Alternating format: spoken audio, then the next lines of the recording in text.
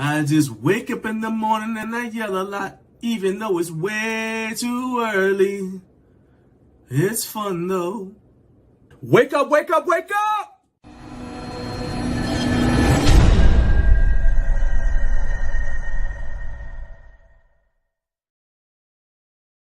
Good morning! Good morning! It's morning time. It's morning time. What's up? What's up? Good morning, and thank you for getting up way too early with Garage Gym Life. First thing you know we got to do, does my mic sound nice? Check one. Does my mic sound nice? Because if you guys don't tell me, if you can't hear me, I will have no idea. I'll spend 3 hours talking and have no idea. So I need to know from you, does my mic sound nice to you? All right, that's one.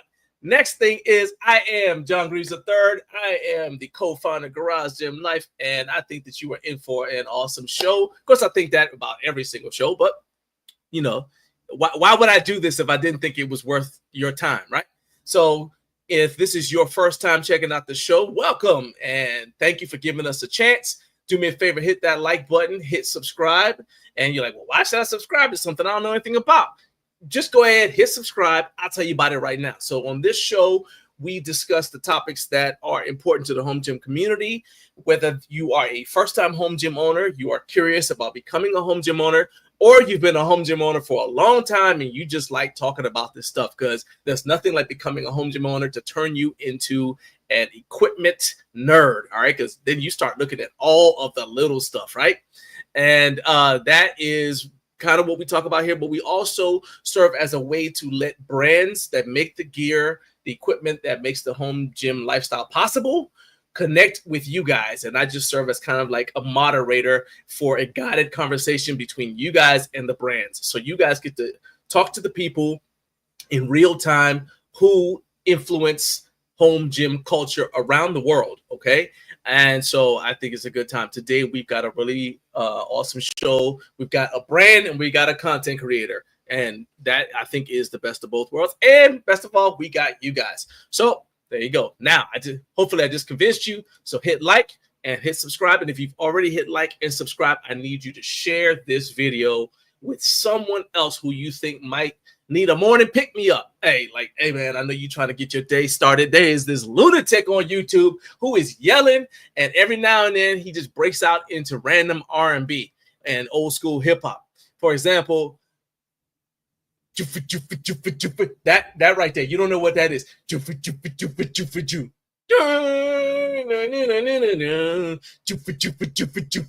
don't know how old you guys are, but if you old enough, you know what that means. And I'll tell you why I did that tune in a second.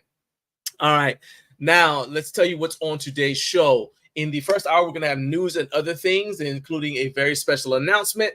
At 6:45, we're going to have a brand new recliner race. That's right. I don't plan this stuff out, but it just happens to me. And so you guys will get to see what I'm mad about this week. Then in the second hour at 7 a.m. Eastern, 6 a.m. Central, we're going to have the bad guy.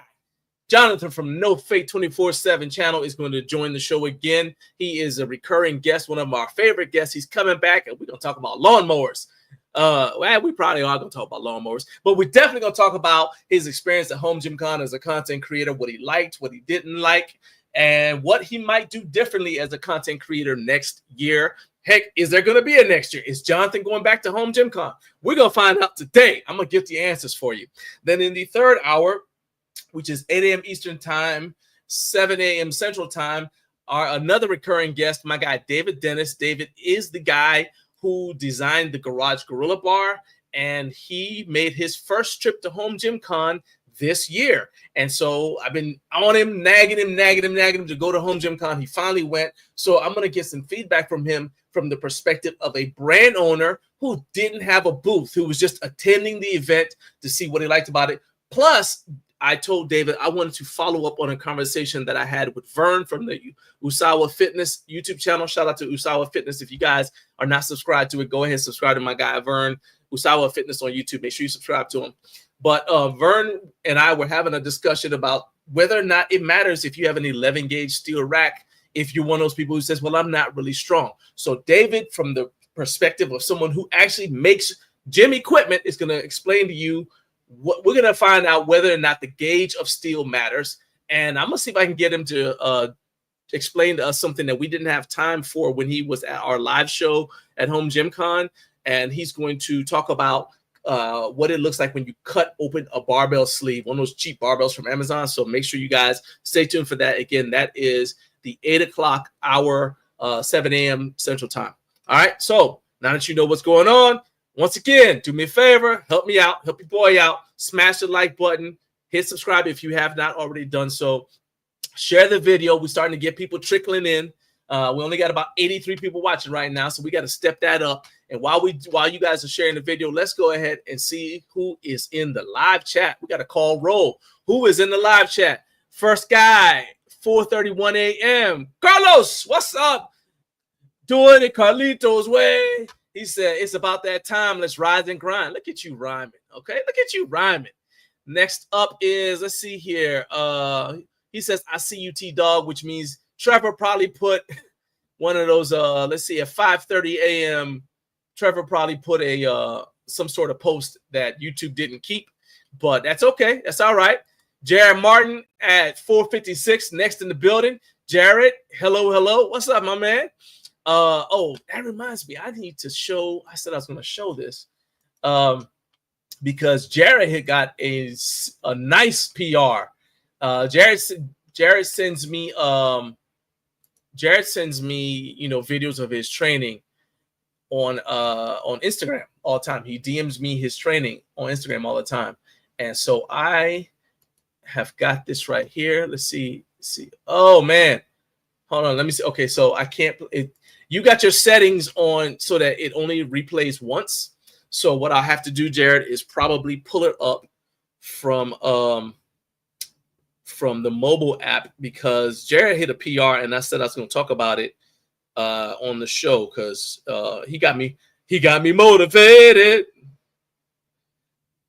He got me motivated. That's what I'm talking about, right? So let's see if I can't find it here. No. All right, hey, Jared, send me the video of your bench press PR again. It's not really a PR because you've done it before, but send it to me anyway, okay? All right, let's see here. Carlos said, got to hit this 10,000 steps to start the day. Let's go, John. Hey, you know what? I actually got up this morning and worked out, and I did my waist check, and then I benched, and then did some ab work and ran on the treadmill. I will show you guys that a little bit later. And let's see here. Trevor, despite not being first, says, hey, I'm first. Hey, you know what? Look, you got to speak it into existence, right? Speak it into manifest it, Trevor. I hear you. What's up, my man? Cutie Pie, what's up? Says hello, everyone. So I've been missing the live streams with Carlos because last week I was watching my team, Washington Commanders, get destroyed by the New England Patriots in a preseason game. So I didn't get to watch Carlos. And then I forgot what happened on Saturday, but I got there late. And so I will be there on time tonight, Carlos. I'm ready. I'm back. I got my life together. I'm back, and I'm ready to check out the live streams along with Cutie Pie and everybody else who's watching you live stream. Currently, Carlos is live streaming his gameplay of God of War. So I'm there. I'm gonna be there to check it out. Let's see. And Jared Martin said the Ninja Grip from Gorilla Strength Equipment is legit. Having fun with this one. I'm telling you, man. So I had that's one of the things that David gave me a couple years ago when I swung by his place after actually it might have been last year, because it was after Home Gym Con 2024. I stopped because I was falling asleep, right? So I stopped at David's place in Kentucky. His wife Pam, shout out to Pam, made me some coffee, and we actually shot. I was like, hey, I'm here, let's shoot some footage. So we shot some footage. He showed me some of the new grip tools he was playing with, and some of those are now being released. So I'm glad that you were enjoying them, man. All right, let's see. Let's see here. The Statty Daddy has arrived. Bearded legend himself, Kurt Locker. What's up, my man? And let's see. Thank you. Michael Brantley. Hey, Mike, I sent you a text. Check your text messages. I sent you a text. I'm going to announce what I sent you a text about, but I just wanted to give you a heads up in case you weren't on the show when I made the announcement. Let's see here. No Fake channel checking in. That's right. That's it. What's up, man? And everybody else to say check in. That's right.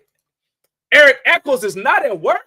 Hey, look, right there. I'm looking for something to write this down. Eric is not at work. We need to make a note of that. That dude's always at work. But he said he's checking in just for me. Man, thank you, my man. Oh, wait a minute. Or are you talking to Jonathan? Because that's hurtful. You know what? I know my role. I know my place in the hierarchy. If you checking in just for Jonathan, I can accept that. But regardless, I'm glad to see you, man. Let's see here. And he's leaving. Oh, you going on a vacation. Hey, ain't nothing like a vacation, man. Take that time off. Is that going to be an early screen share? Well, I got to get the footage, man. I got to get the footage. Oh, there we go. All right. So Jared sent it. All right. We're going to do this. All right. So there we go. Yes, that's right. We're right now. You know what? Hold up. Let me think about it. We're not going to do it right now. We're going to do it during the announcements. But I got it. Okay, Jared, I got it. So we're going to definitely go. We're going to do a screen share. All right, I'm going to give a shout out to Ashley, the amazing. First of all, good morning. Good morning, to quote Kanye. All right. You motivate me, Ashley. Okay, not with all that rucking and walking outside you're doing. All right, no, not with all that. But I remember at Home Gym Con 2024, I told you that I was going to. I see your text, Mike. I'll check it in a second. I told you that. So I told you I was going to fit into some pants, and I fit into them, and I could still fit into them the next year at Home Gym Con. But in between that, I told you that my next goal was to drop the body fat and actually look good, look presentable, meet my standard, right? And I did not fulfill that promise to you. And when as I've been doing the Home Gym Con recap videos, I'm having to go back and see how I looked there. Unacceptable. So you motivated. I remember my promise to you, and I'm not a dude that says stuff and doesn't keep his word. So I remember my promise to you. And when I see you again, I'm going to look the way I told you I would look when I promised you at Home Gym Con 2024. All right? Just watch. It's going to happen. All right. Said he sent on IG. Okay. Hey, no problem. I know it was not your idea, but I like to celebrate you guys. All right. I celebrate you guys. Let's see. Kevin said, morning, everyone. I'm early. He says holiday in Japan right now. Everybody celebrate. Celebrate. Celebrate Japanese holidays. Come on. That's right. Any reason to be at home and chill is with the family is a good reason. Does anyone know why my AC just cut off? It's way too hot for all that. Hold on. We can't have that. Let's drop it. Hit that remote control. There we go. Yeah, there'll be no more of that. All right. Let's see. Rob says, good morning. Checking in from Pittsburgh. Good morning. What's up? What's up, Rob? And Eric says, no, he's checking in from. Hey, my man. Thank you. There you go. You all appreciate it. All right. Let's see here. And Trevor says the host makes the guest look good. That is the goal. Because you want people to want to come back. You can just hang that right up. Dresman is sleeping in the shed currently. All right. Matthew Porter. Hey, look at this. Y'all see, if this is your first time watching the show, there's 954 of you guys watching the show right now. If this is your first time watching the show, you see the comment section. I haven't even gotten to the official first segment yet. I'm still saying hello to everybody. Matthew Porter from Porter Fizel. What is up, my man? Good morning, Matthew Porter. All right, let's see here. And Ashley said, Home Gym Con 2026, it's on. Heck, it is on. I'm telling you, it's on. All right. I might show up with no shirt for the entire event. No matter how I look. By the way, all promises have to be cleared with Naomi after she wakes up. But anyway, yeah. But tentatively, I'm telling you, y'all know how it goes. All right. Anyway, hey, Rob says, I felt the same way when I edited Home Gym Con 2024 content for my channel, and I dropped 20 pounds before Home Gym Con 2025. I'm telling you, man, there's nothing. It's not even seeing other people that motivated me. It's like when I saw myself, because I'm like, uh-oh, Nah, that's not acceptable. Unacceptable, right? Mike, I'm going to tell you right now, don't turn yourself back into Michael, because the last time you told me you could help me drop some pounds, I started listening to you. Next thing I know, I need a turmeric for my knee, and I had to go get my old bones therapy brace, which is legit, by the way. Okay. But anyway, yeah. I ain't saying no, but I'm definitely not saying yes. All right. Let's see. Oh, definitely. Jonathan just, way to invest while cutting the grass. You know what? We'll revisit the grass cutting topic momentarily. But we just said what's up to everybody in live chat. We know who's here. So if you've not hit subscribe yet, hit subscribe, and let's dive right into our first official topic area. We're already 15 minutes into the show, haven't done a single official topic yet. Time to do it. Let's go. News and other things begin.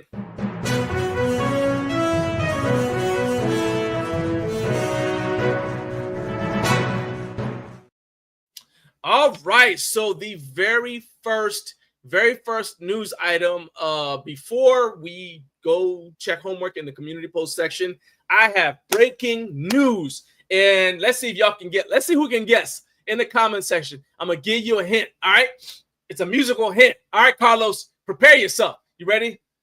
Can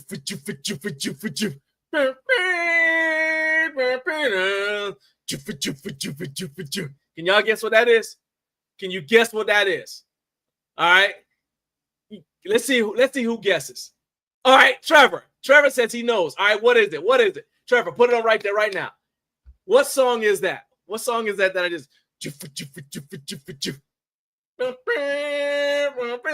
hint is the video was black and white. That's right. That's right. Here's another one. I'm going back to Cali. I'm going back to Cali. With Naomi, that's right. No, it's not the Family Matters theme song, Mike. You're disqualified. You failed. You failed right now. Okay? All right. So Naomi and I are going to be at the RitFit 10th anniversary celebration on Friday, August 22nd, Chino Hills, California. So that's basically next Friday. All right. So this coming Friday, August 22nd, Naomi and I will be at the RitFit 10th anniversary celebration. Now, I know Vern, when he was on the show last week, Vern from Usawa Fitness mentioned that he was flying out, and I really wanted to say something about it, but I've learned a long time ago that you don't make promises until the ink is dry on the contract, okay? So the contract signed, everything is in order, and we are flying out. We're gonna fly out Thursday. That's the plan right now. Flying out Thursday, so we'll be there Friday. So we're actually gonna do the show next week from California, and then later on that day we're gonna be at RitFit's showroom. We'll be there all day. So I want you guys to go out there. It's gonna be a good time. Let's see if we can pull up some of the stuff that they got going on. They've got where we at here? Let's see.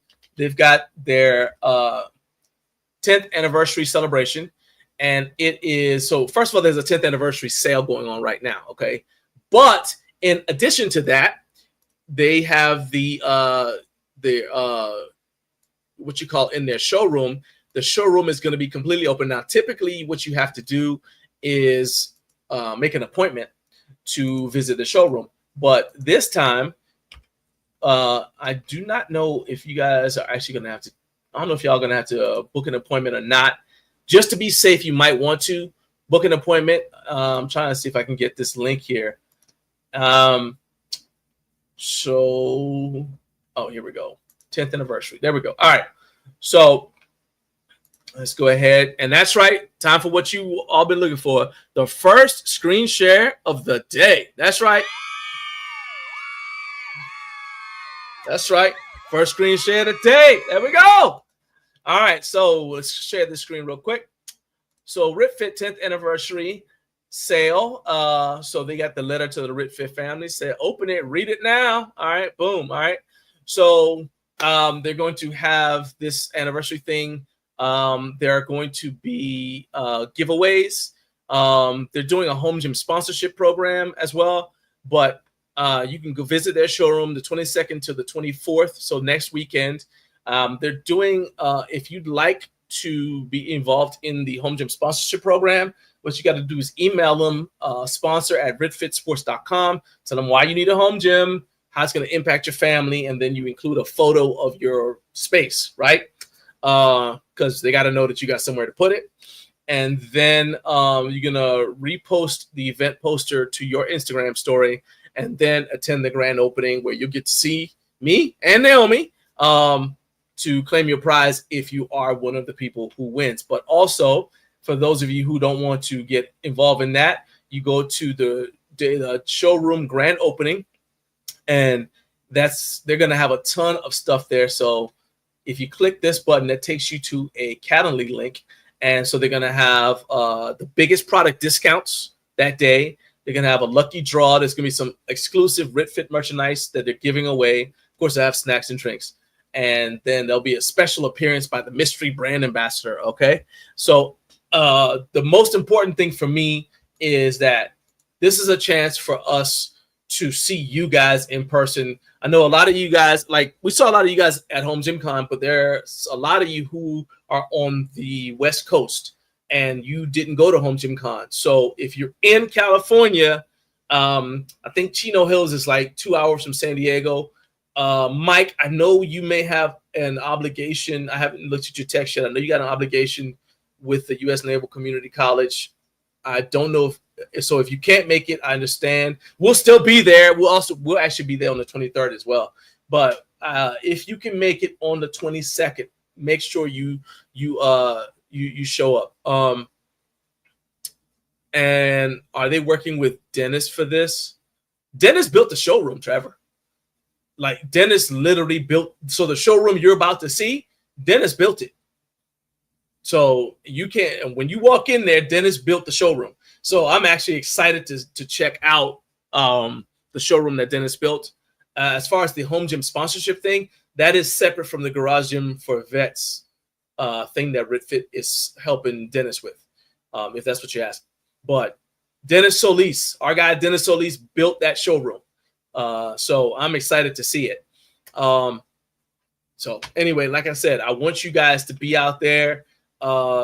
Make sure that you show up, and I want everybody who's in California, Mike Brantley, Jay, who used to come on here quite a bit. I think his work schedule changed, but I want to see you, Jay, if you're out there. I sent Jay a text as well.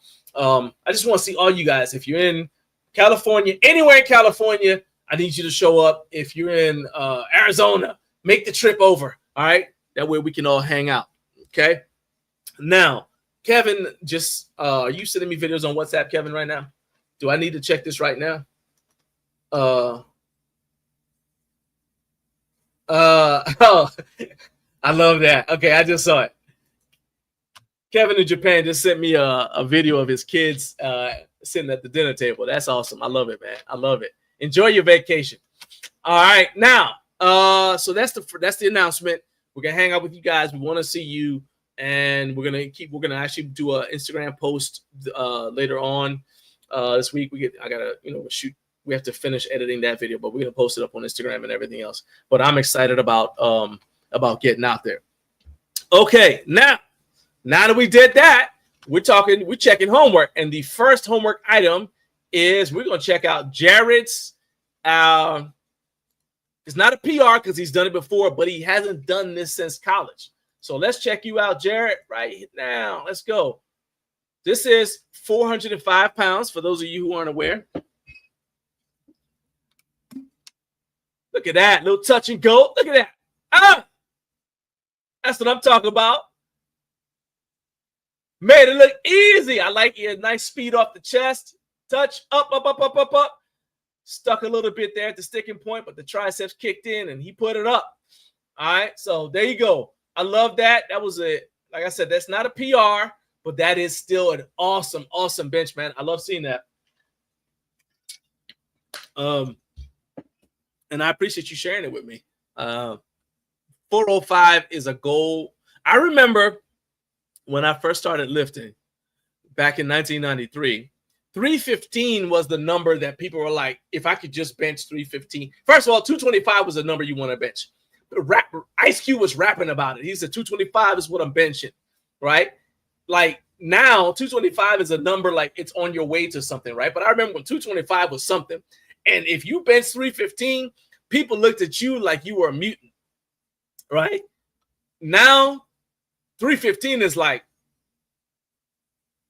and 40, and then 405, 4 plates. People, if you could bench 4 plates back then, people assume you weren't even from planet Earth.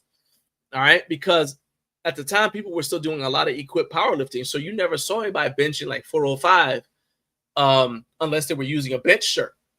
So I love how I've seen raw powerlifting grow to the point where 405 is, I mean, it's still legit. But like it's a number that you can like envision yourself getting. You know what I'm saying? It's like if I work hard, I can get it. All right. And so I love seeing it when people like Jared wasn't even training for it. He's just been doing a lot of thick bar work, a lot of axle bar pressing. He said his triceps got activated, just gotten stronger because of it. And now my man is like benching 405, like, hey, what we're gonna do after lunch. I love it. I love it. You motivate me, man. Well, yeah, okay. I guess he's never benched it at this age before, so I guess technically it is a PR for his age. It's still a legit lift, man. I'm telling you, that motivates me. I love it. Carlos says, "Way to go, Jared," and I agree 100%. All right, now let's head on over to the community post section and see who has been putting that stuff in the community post section. You guys know that I've been asking you to post in the community section. All right. So Ninja Grip from David, Dennis, Gorilla Strength. All right. So right there. So when that thing first came out, I told David I wanted him to call it the Chinese finger puzzle. Okay. But he did not for reasons of search engine optimization. And you see so now it's called the Ninja Grip. And basically what you do is those plates go between your fingers and you hold it with finger pressure, sideways finger pressure. And then that little hole down there at the bottom is where the carabiner goes through, and you lift the weight. You see how much weight you can handle with just the finger pressure. Basically, you make a fist, right? So Jared says it's a really cool grip implement and he can use it even if his forearms are sore. I love that, man. I love that. And I love the fact that you posted it. All right. That is the only post from Jared. I mean, Jared is the only post this week. Now, we do have comments on posts I have made. So let's go right in here and see what people said. So I posted a video on YouTube that has to do with what I talked about getting in shape. And I said, don't quit until you like what you see in the mirror. And just so y'all know, like I basically just record my training, right? And I got off the treadmill feeling good, took my shirt off because it was hot. And I said, oh, and I didn't like what I saw. So I got back on the treadmill and I said, oh, you know what? That might be a cool YouTube short. And so, because a lot of people don't like to show, like people who do what I do don't like to show themselves as less than the expert, or like they don't want to show like when they fall short or whatever. And I don't care about that. I like to be authentic. And so anyway, so I posted it. And so I wasn't sure what people were going to be saying, but I got a lot of encouraging comments. Frank Zen said, I feel you, bro, working mine off too. Then we had some comments about the guest. I was wearing my NoFate247 shirt, and it said, guess who's going to be one of my guests? Equipment Exercise said he's bringing the heat with his pulse on the beat. Rev up your lawnmower engines. All right, there you go. We got a ton, and shout out to Iron Master. This is just community comments now, because Iron Master did what one of the things that makes no sense to me is if I do a video about your brand and I put the video on YouTube, right? Why would you not come check the video out? And if you see people with questions in the comment section, why would you not answer those comments? so that they know, number one, you're watching the video and that you are hearing what they're asking. Let's say, even if they say something negative, just say, hey, well, this is why we did this or whatever. Create a dialogue. You might end up getting a customer. But so often, or too often, we'll do a video, and this wasn't a brand video. This was a booth tour. We had booked it ahead of time for Home Gym Con, but nevertheless, it still was just a booth tour from Home Gym Con. And people were asking questions, and the guys at Iron Master did what I ask every brand that I ever do anything with to do. They went in there and they're answering questions, as opposed to having me go message them to find out the answer, then coming back and answering the person. Because again, I don't need to be the expert. I am happy to be a conduit to let the brand and the potential customer or the current customer engage with each other. Use my channel as a platform, as a conduit for that sort of engagement. So anyway, you guys can see all this here is an exchange between Iron Master and Farah Abdullah 9592. All right. That's not, and so I hope that works out. I hope that person makes a purchase. But I just like seeing that, because even if Farah doesn't make a purchase, everybody else who sees those comments is going to say, oh, that's really cool that Iron Master answered those questions, like I'm saying now. And that's going to make the brand look better to potential customers, right? Hey, my mom said, she watched the video, said I'm on the right track. Let's see here, and see if there's anything else. Inca Strong. This was a second interaction with Inca Strong. Says, keep it up. About my fat loss is one day at a time, because consistency is the key. Jonathan came on and said, who's going to carry the boats? Who's going to carry the logs? That's what we didn't save anything for the trip back, Jonathan. You know the deal. All right, so let's stop sharing. All right, now, one more thing. This is a shout out, and this is not in the community section, but Kevin, please make a post so people can, because you had you said you wanted people to give you some feedback, right, about what I'm about to talk about next. So shout out to Kevin, my guy Kevin, Home Gym Gains. He sent me this on WhatsApp, and he told me that it was a victory, right, for him. And I'm super excited, because he said it was something that happened because of the show. So let's throw up here. So he sent this to me today. So it wasn't today. It was the other day, but he and I talked today. So anyway, that's why it says today at the top right here, if you guys see that. Anyway, he messaged me. He said, good morning, brother. Just dropping by the shed that I'm working with Anchor Pro on some content. They sent me this unit, and of course, me and Mike were able to organize this from talking on your show. I thank your show and your effort always. And that was a message from Kevin on WhatsApp. So that's the kind of stuff that motivates me, not because I need my ego stroked or whatever. Somebody say, hey, I was able to do this all because of you. It's all because of you. No, it's not because of that. It's because that lets me know that the show is having the effect that I intended it to have. It's having the intended effect. The point of the show is to serve as a point of contact.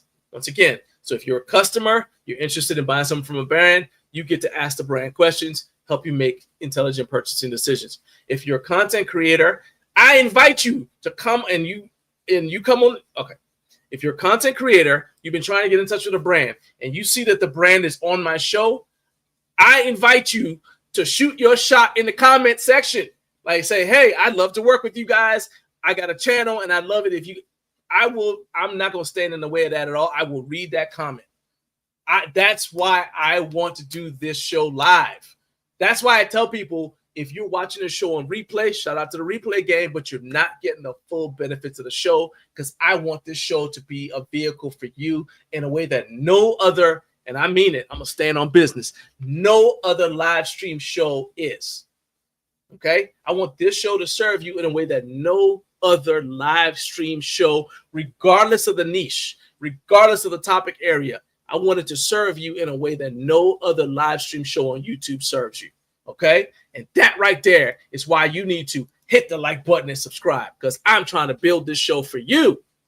And the more subscribers I get, the easier it is for me to get more brands to come on here so you can have more points of contact and level up your own YouTube channels. Share the video, let other people know. Okay? We're trying to build something here. It's a movement. Let's make something happen. We need to make something happen. All right? Let's change the game. Shout out to the Rockefeller. All right, so let's go to the comment section and see what you guys have to say about the 3 things that I just talked about. So we're talking about Jared's PR, we're talking about Kevin's victory, and we're talking about all the stuff I just said in the comment section, including the Ninja Grip from Gorilla Strength. Arm Assassin, so is this like a copy of David's? I mean, I don't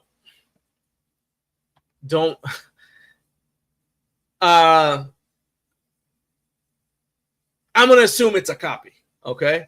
But at the same time, I also understand that that's going to happen. I just want people to know that David was the one who came out with it first. All right? That's what I'm saying. And in fact, I have a video coming out soon talking about the Infinity Bench and comparing it to the RitFit bench, which does something similar. I'm going to compare and contrast the Infinity Bench with the RitFit bench and talk about the ways that one specific thing that I think the RitFit bench does better. Okay. So I'm not against, in fact, Dean from Black Widow is the one that told me this. He said, I don't mind if somebody sees my design, takes the design and improves on it, but don't just copy it exactly. Try to improve it in some way. And I said, you know what? That's actually a pretty good point. That's a good way to look at it. So I like that. And Jared says the difference between the Arm Assassin and the Ninja is the Ninja adjusts more and will fit anyone's hands because the plates on the sides move. There you go. Trevor says Iron Master is a sleeper brand. Their bench and dumbbells are legit. I'm a huge fan of the bench, and I told you when you made that comment on the YouTube video, if we were setting up in fact, I think I did a YouTube short about it. If we were setting up a home gym today, cancel that. That wouldn't work. If I were to go back in time and I knew back in 2000 when I was setting up my home gym in a loft apartment and I had 270-pound dumbbells in a wooden box and that's all I had for my home workout space, if I knew then what I know now, I would have bought the Iron Master Super Bench then and gotten their adjustable dumbbells. Okay? I would have never purchased the Bowflex Select Tech dumbbells that broke on me. I would have gotten the Iron Master dumbbells. That's right. Back then, Iron Master was already making equipment. Okay, if I knew then what I know now. Now, as far as getting those dumbbells now, I would not get adjustable dumbbells now because Naomi and I work out together, and we ain't about that life where, let's say I got to use, let's say lateral raises. Okay. Let's say I'm doing lateral raises. Let's say she and I are both doing lateral raises. All right. I'm going to say this is average. I'm going to be doing lateral raises with the 30s, maybe 35s, right? Naomi's going to be using like the 12s. All right. So it's going to slow the workout down because we'll be in each other's way. Now, worse. What if I'm doing dumbbell benching? So that means I'm using the hundreds and she's doing lateral raises. So we're not even doing the same exercise. Well, let's say she's doing curls. So she's got like the 20s, right? 20s, maybe 25s. And I got to wait for her to be done. Then set it on the thing, set it to what I need it for, carry it back over the bench, then bench, stand back up, take it back over to her, put it down so she can change it back to what. No, we're not doing that. We just have a dumbbell rack. That's the main. People ask me all the time, why don't we get adjustable dumbbells? Why don't we get this thing or that thing? It's because I work out with my wife quite often. And so we can't have things that are designed for just one person. So because it'll actually be counterproductive. It's supposed to save time, but it'll be counterproductive for us.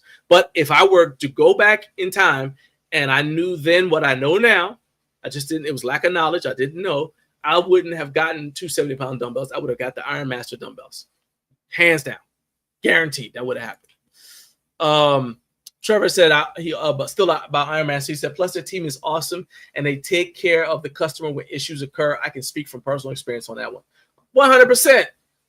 Like I've mentioned multiple times about that guy whose dumbbells burnt in a fire and they offered to replace them. And he was like, nah, he just wanted to say, I like mine like this. I just want to let you know about him. But they were willing. I mean, it's not like the fire is their fault.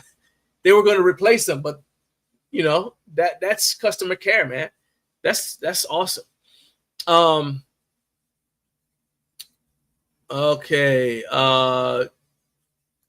So this is another so this kind of relates back to the thing about Kevin saying that he connected with Anchor because of the show. So Kodo Gi Grips was on here, and Trevor says that he connected with Kodo Grips.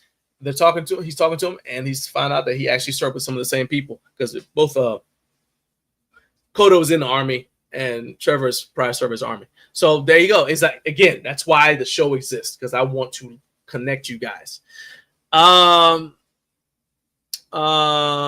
Okay, so Jared says the Logan lift is not a copy. It's similar but different. Davis is a very original design. I agree, 100%. Yeah, the Bowflex. I'm gonna say, and hey, I'm gonna say this to anybody who wants to hear it. Bowflex dumbbells. 2 thumbs down. Unacceptable. Unacceptable. I'm never using them again. Buy 2 sets of handles and you each get your own set.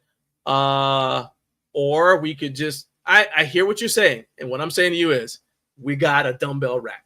All right. And it's got fixed dumbbells on there. So there you go. Mike says, big dog, dumbbell bench with the hundos. Oh, yeah. I mean, to put it in perspective, though, that's just 200 pounds, man. You know, what's impressive to me is watching you do like some of your pull-ups and ab work on the thing, on the pull-up bars. Yeah. So yeah, that's impressive to me. Benching with 200 pounds, it doesn't impress me. It just ain't. It just don't. I'm like that. You should. Yeah. Nah. Vintage. Wait, Rob says I just read a major recall for Bowflex dumbbell. I think like 3 million recall. They're falling apart during use. Yes. I may or may not have told you guys this, but I found out that they were substandard in 2000. I want to say it was 2005, maybe 2006, but definitely 2005. Because I had just got back from Iraq. And I think I bought a whole bunch of stuff with some of my deployment money. And the Bowflex dumbbells were one of those things. And those suckers were horrible. No. They were terrible. Terrible. Things horrible. Waste of time. They break. People have tried to convince me that the Bowflex dumbbells, Select Tech dumbbells are good. And I'm going to just say to all of those people, you're out of your mind. They stink. They stink. All right. I'm not going for that, Trevor. A set of Bowflex is not better than nothing. A set of Bowflex, before I get Bowflex dumbbells, I will go out in the yard and grab tie a bunch of cinder blocks together. Okay? I'm just telling you, I ain't doing that to myself. Because there. See, Trevor? See, you arguing with me. Oh, well, maybe John's wrong. I'm not wrong. I'm telling you, I know what I'm talking about. So, and let me go back. Let me say why I would never use the Bowflex dumbbells, because you do need a little bit more information. So, it's not just that they break. It's that the retaining clip gets damaged, and all it took was one time where I was doing flies, so it wasn't even that heavy. But I was bringing the weight back up, and thank God it wasn't over my face yet. But one of the the weight inserts, fell off because the clip was broken, and I didn't know. So it fell off and hit me in the arm on the way down. Now, what if it been over here and hit me in the face? That's all it took, man. That's all it took, baby. Just one look. No. I'm not doing that to myself. Absolutely not. So that's all it took. I'm telling you, I I could crash out about Bowflex dumbbells just based upon something that happened in 2005, 20 years ago. It was all it took. I said, no, that ain't happening. Hey, Carlos, look, I'm glad you love them. I'm not the person that yucks another man's yum. All I'm saying to you is pay the dental insurance. That's all I'm saying. Stop living in the past. Hey, everything's in the past. What you just wrote is in the past. But yeah, that's it. Now, let's see. We got 45. We're at 6:45. So it is time for Recliner of Rage. So I'm going to play it. Y'all ready? You ready? You ready? It's the Recliner of Rage. It's the Recliner of Rage, because he's not happy.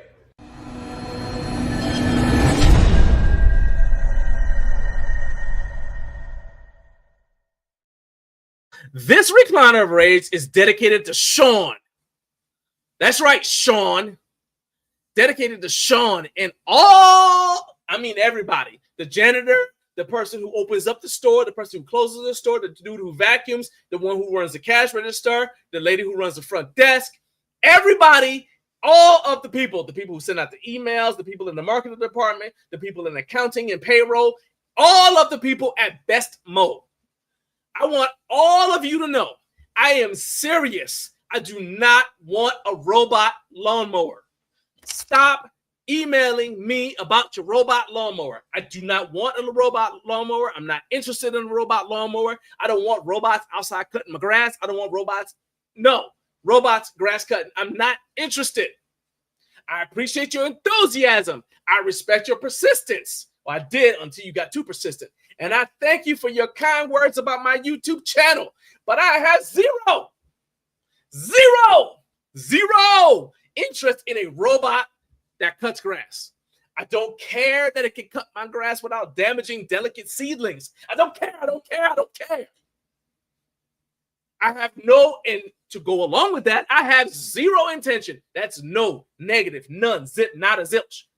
No intention of sitting outside while the robot is cutting my grass and shooting videos of the robot cutting my grass to put on my YouTube channel.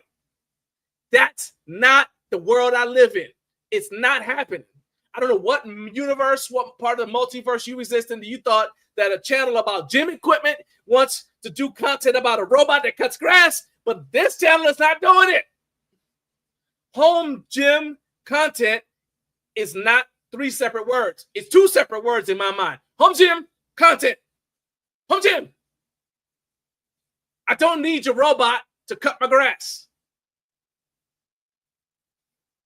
You know what? Reach out to NoFate247. That guy is all about lawnmower videos. He would probably love a robot that cut his grass. He would probably love it. I do not have any interest in a robot that cuts my grass. Stop emailing me.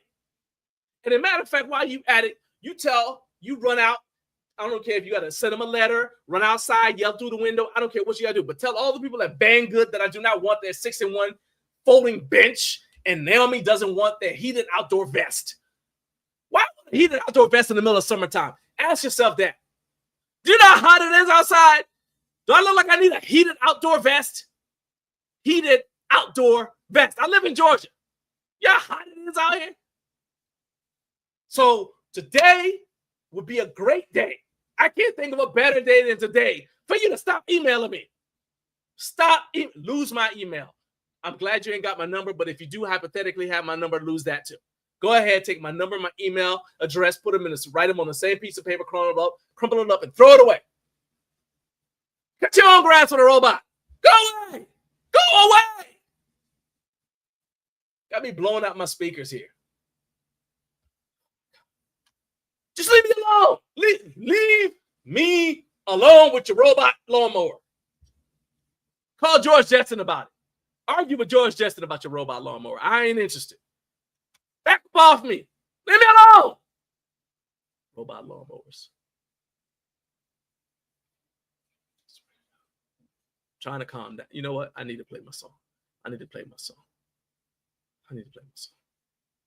Okay, calm down. Take a breath. You don't need no high blood pressure, plus you got a whole show to do. So just come all the way down. That's better. Okay, deep cleansing breaths. Deep cleansing breaths. All right. Okay, I'm good. I'm good now. I'm good and with a calm mind, centered, okay, a full heart, experiencing gratitude. I'm going to go to the comment section and see what y'all got to say about my most recent crash out. All right, here we go. Okay, so one final comment about the Bowflexes. Mike said, I had both the 552s and the 1090s. I never had an issue. Things evolve. Those owners have better options. I mean, that's great. I'm glad. So one of the things I do when it comes to making recommendations, and also when it comes to allowing things into my home to interfere with my peace and serenity, is I don't use the example of people. I don't use the example of somebody who's had a great experience. If most of the experiences, especially if it includes my own personal experience, are negative. So if, for example, to Rob's point, there's 3 million of them being recalled, right? So there's 3 million of them being recalled, and I'm in the 3 million that had a negative experience. The fact that 2 people, hey, 1,000 people, let's say 1,000 people all told me, hey, my Bowflex Selectex work great. I'm not going to put the 1,000. I'm not going to favor the 1,000 over the 3 million, especially when the 3 million includes me. So I'm glad you guys had a good experience, but I'm not going to tell anybody else to get them, because the likelihood is they're going to be in the 3 million who have a bad experience, not in the hypothetical 1,000 who might have a good experience. That's how I look at it. Is this recliner raised just for Jonathan? Nah, I mean, Jonathan loves that lawnmower stuff, man. I'm sure he does. He's into that. He'll do that in a heartbeat. I can just see him making all kinds of lawnmower content with his little robot lawnmower out there. I ain't getting no robot lawnmower. Now, a robot to clean the gym, that's a horse of a different color. I'm into that. I'll get that. You know, go ahead, send me your product recommendations for a robot to clean my gym. That's different. Oh, hey, Kurt, you have a high level of interest in robotic mowers. Hey, okay. I will pass that information along. When the show is over, I will forward your email to them. Say, you know what? I have zero interest, but I know who you should call, and I'll give them. I'm down for that. I'm definitely down for that. Y'all can go ahead and robotically mow your grass to your heart's content.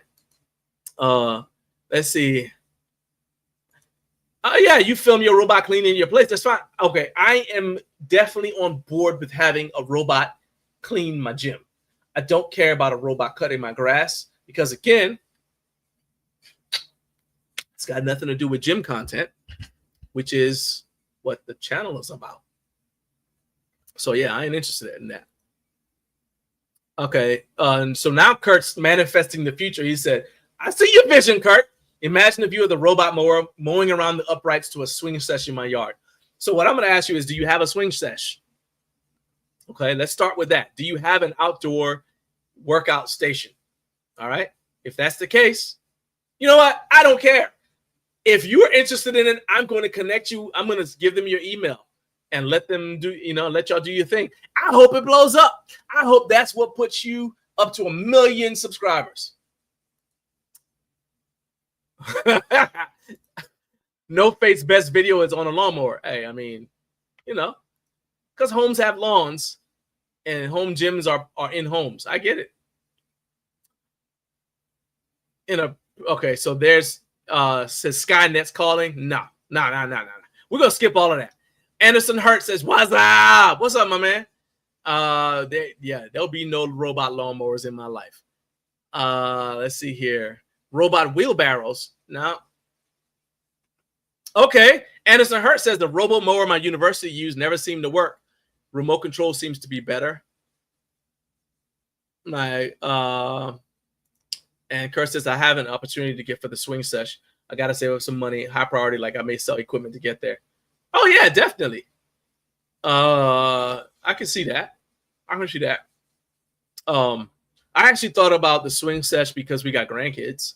And, you know, it's just like, but because of where they live, it's like, well, how often are they going to be over here? Right. So I don't necessarily want to have something that they're going to use twice a year. You know what I'm saying? But we're thinking about it. Carp wants us to put the Osmo Pocket 3 on a Roomba. I hear it. Hey. Once again, I am on board with having a robot to clean my gym. I'm not on board with having a robot to cut the grass. So I'm not against robots. There's just no point to me having a robot lawnmower because I'm not making content. I don't make content about anything else about my grass and put them on the channel. So why would I do that? Right? All right. Anyway, it is now 6:56 in the morning. We're about to bring on our next guest, our first guest of the day, and that is your friend and mine, Jonathan from NoFate247. Before we do that, one more time, I want to make sure that you guys hit the like button, hit subscribe if you have not done so. And I'm going to do something to just kind of wrap up one minor thing that is on the channel. So I'm going to put the link for this video in the video description. I'm starting a new series. It's called Stuff I Did This Week. And it's basically a recap of something from my training. All right. So just briefly, what I did was I saw a video with this guy. He is a Korean weightlifting champion. All right. So this is just watch his warm up. Okay. So let's see, start back here. All right. Okay. So that right there is teaching him to dump the bar. But so you see, he's doing jump squats with weight. Okay. And that's 120 kilograms. And then what happens is the weight on the bar increases. Basically, his feet just don't leave the floor, right? But he's putting the same amount of force into the bar at 70 kilos as he is at 290 kilos. So he technically is still doing a jump squat here, although you don't see his feet leave the ground, right? In fact, you know what? Here, I'll take this off so you guys can see that. Let's take that off. I'll let you see it again. So again, that's once more time. So that's him learning to dump the bar. So he comes off the ground, comes off the ground, comes off the ground, 70 kilos, 120 kilos, comes off the ground, 170 kilos. All right, doesn't come off the ground. He doesn't come off the ground not because he doesn't try to jump, but because the weight keeps him from coming off the ground. So and he ends up, like I said, at 290 kilos. Okay, so I made a video. So I did that, or I saw that, and I did a video of myself doing it. Now I don't have the hops that CEO Hup has. That's my obnoxiously loud fan, but this is how the video starts. And Jonathan, we can talk about this when you come on as well. But so right there, so you see, the first time I did this, I hit the safety. So I had to get rid of the safeties. And right there, I'm not doing the same kind of jump he did. Instead, I'm jumping like we did when I was doing fighting. And we would do like little hops like that, right? And the first time I did it, I actually lost my balance. But the point is, I'm still trying to jump, still coming off the ground. So again, this is a warm-up. Okay? This is the warm-up. I got a lot of people who make comments saying, well, you should just do speed squats. And I get that. I understand what you're telling me. But what I'm saying to you is I wasn't doing it as a dynamic. First of all, I don't do conjugate. But I wasn't doing it as like a dynamic method. I was doing it as a warm-up, right? And what ended up happening is it improved my depth. And it just made me feel more confident going down with the weight, even though what I'm lifting is nowhere near my max in the squat. Okay. So I'm still coming off the ground, and I don't know if I still came off. Yep. So right there, you see the weight's getting heavier. I'm not coming off the ground as much. And I don't think I come off the ground at all right there. But again, I'm not doing it on purpose. I'm not stopping myself. I'm not artificially stopping my feet from leaving the ground. Right. So I say all that to say that was a snap. That was what we talked about in this video. That was the first video showing my training and why I do what I do or whatever. So I'm open to discussing it with Jonathan, but I want you guys, if you think, some of you have already commented, but if you want to see more videos about my training, why I make the choices I do, if you even have like suggestions, I'm open to it. Let's start a dialogue.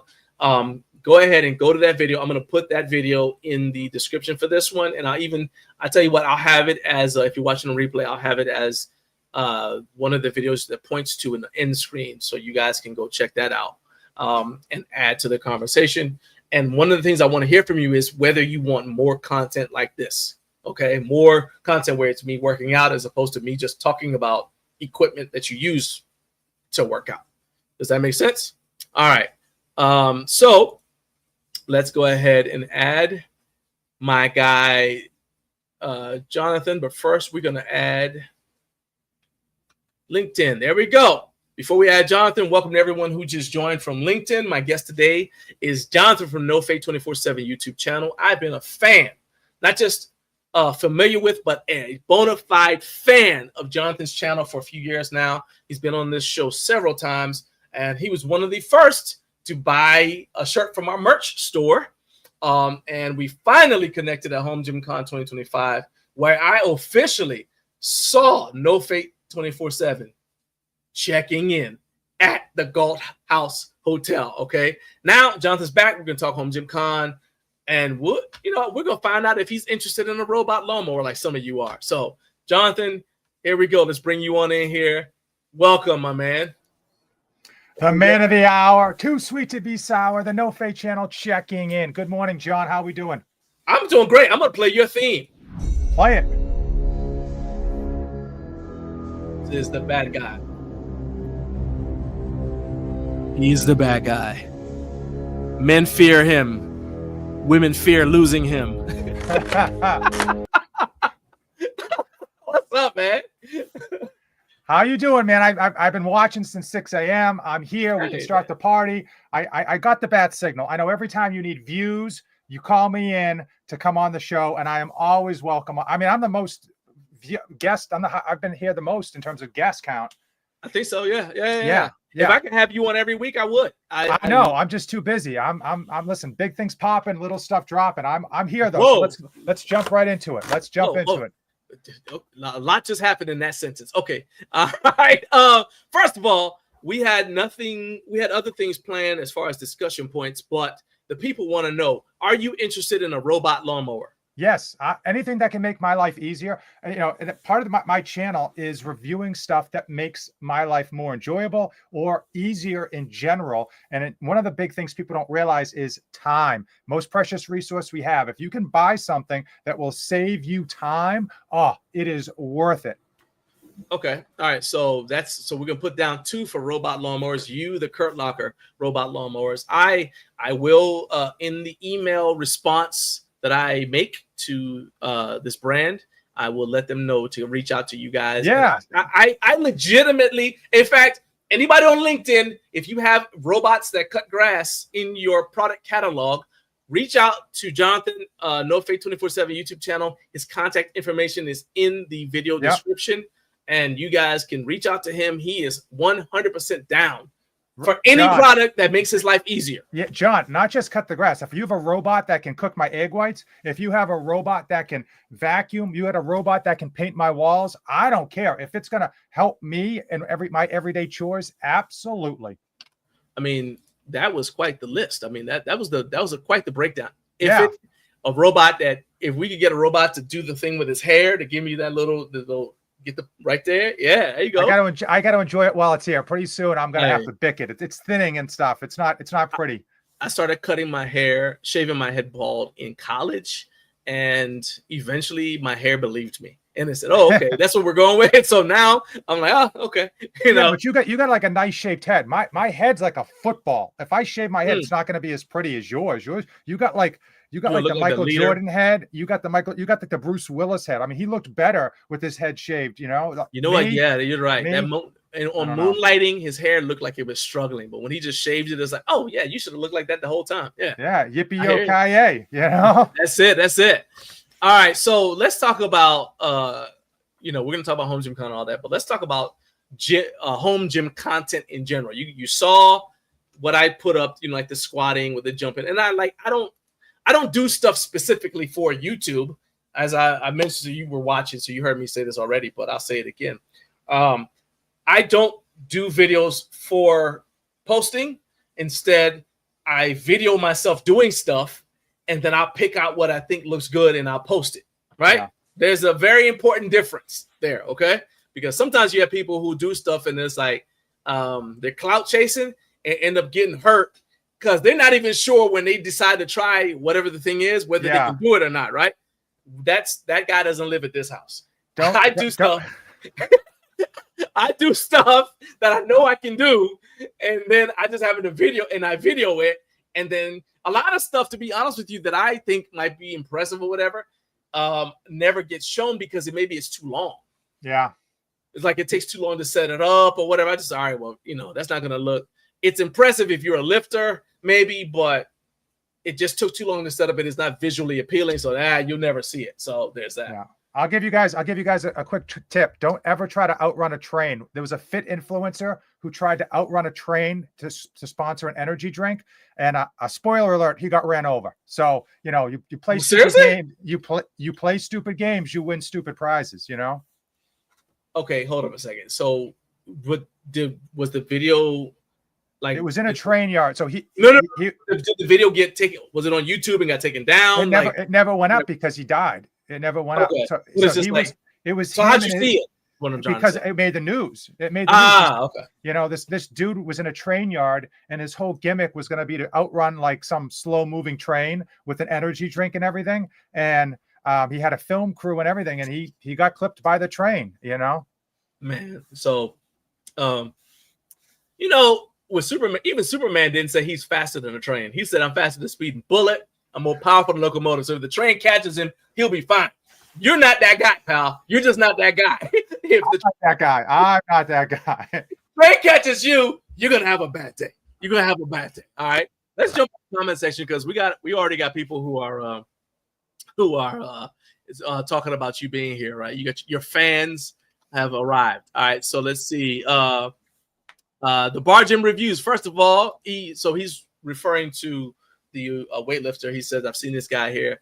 Seen him a bunch. Like he's been popping up on my timeline quite a bit. His name is Seo Hop, Korean weightlifting champion, South Korean weightlifting champion, and so he's saying, I love jumping with the bar. 35 pounds, 135 makes me feel really explosive. Have you ever tried jumping like that? I know you back in your CrossFit days, you probably jumped with like. Yeah, so I mean, I'll do box jumps and stuff, but I won't jump. I don't jump with a weight on my back anymore. I got like lower back issues. I mean, knock on wood, they're not real issues unless I aggravate it. But if I put like, let's just say 95 pounds on a bar and jumped up, that wouldn't be the problem. It's the landing that would be a negative. And I can see why that guy's warm up was very beneficial. And you look at like his warm up with the bar and his form with the last set, same exact thing. Like they were like mirror images, but the only thing that changes is the weight. The form itself changes. But I mean, you got to remember these guys are going for like max weight. So this is it's like a whole different type of lifting. Even though like he's lifting and I'm lifting, he's lifting for max weight. He's lifting for like perfection. I'm lifting to like look good, to look perfect. You're looking for perfection too. I'm just looking to like fill out a shirt. I'm looking to fill out the shirt as nice as I can. So it's tough. People kind of put this all into like the lifting category, but it's night and day. It's like lifting for athletics and lifting for strength. They're not the same, Oh yeah. And I mean, even you also got to say like, well, what kind of sport is it? Because what you are trying to do as a football player or basketball player isn't necessarily what you're trying to accomplish if you are a discus thrower or shot putter. Yeah. And if I was like the Kurt Locker and I was trying to go out for volleyball, I'd get that little contraption he had and I'd be jumping to the roof trying to just kind of get my vertical up. Oh yeah. Jonathan Trevor said Jonathan's looking jacked there. And I look, that's another thing. I saw you at Home Gym Con. I said, this dude looks like he works out. Yeah. Yeah. Look at this dude. It's like, hey, all right, how tight were the shirt sleeves? Listen, I got a child small. I just got a child small and stretched it. That's the trick. That's the trick. I was like, this dude is looking jacked. I was like, man, there you go. I had like 500 grams of carbs in the morning, so I had that like carb pump. Oh, I was looking juicy. Yeah, man. And then we did the live show. So Jonathan made sure he's like, I'm gonna strategically come in after everybody else, and that way he like come in and then just kind of angle, and then go sit back. Then you gotta sit down and say, no, I'll just sit here, and then kind of put the arms on the table. I said, I hear you, man. Talk your talk. Listen. Hey, you work for it. This is your moment. People were asking me, are you going to be filming a TRT commercial anytime soon? And I'm just like, listen, it is what it is. I'm looking good, and I'm not ashamed to say it. Hey, that's what I'm talking about. Talk your talk, Jonathan. So let's talk about before we talk about your trip to Anchor. Let's go sequentially because Home Gym Con happened before Anchor. So let's just go with, and you have a video that I encourage everybody to watch, where you talked about, you kind of broke down your trip to Home Gym Con. So let's just do this as a teaser for that video. What were you most looking forward to seeing at Home Gym Con? What were you hoping to get out of the weekend? Let's say that. So I went into the weekend thinking I was gonna like do it all. I'm just gonna run shop on this place, and I'm gonna film all this content and interview all these people. And I had a whole bunch of videos planned out, and I got there and I got hit in the face, like Mike Tyson often says, and it's just so massive. And the reality is that the truth of what I was going to be able to do and what would make sense kind of went right out kind of hit me in the face. So I changed up a little bit, and I minimized the number of booth tours, and I tried to more so interview like the fun people that were there in order to just kind of get behind the scenes and stuff. Because, day one, like it was like the venue it was like 10 a.m. and a bunch of content creators were dropping reviews of booth tours. And I'm like, okay, so when mine comes out, it's going to be like the 20th down the road. People aren't going to want to bother to watch it. So I kind of changed up my tactics. And that's why you haven't seen most of my Home Gym Con content. Ironically, it's because I'm going to release it in September when people are not as inundated as they have been with it. I mean, people are releasing 3-hour boot like tours and stuff. It's just kind of ridiculous. I made this video because my plane got delayed. So I had an extra hour and a half. So I was like, let me just film in the hotel room and give my like initial reaction thoughts as I wrapped up the weekend. So in addition to you photobombing my video with Bells of Steel that everybody saw, I got to see. And to be honest with you, I didn't even realize you were in the background till I was editing the video. And I was like, wait, is that John? I went to that video, and it's, how like YouTube will tell you like the most watched part of the video.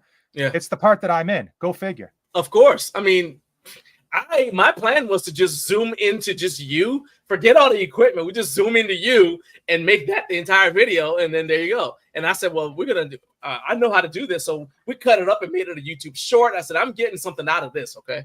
But yeah, I saw it in the background. And what I thought was cool about that is that, it's crazy to say Bells of Steel can go overlooked.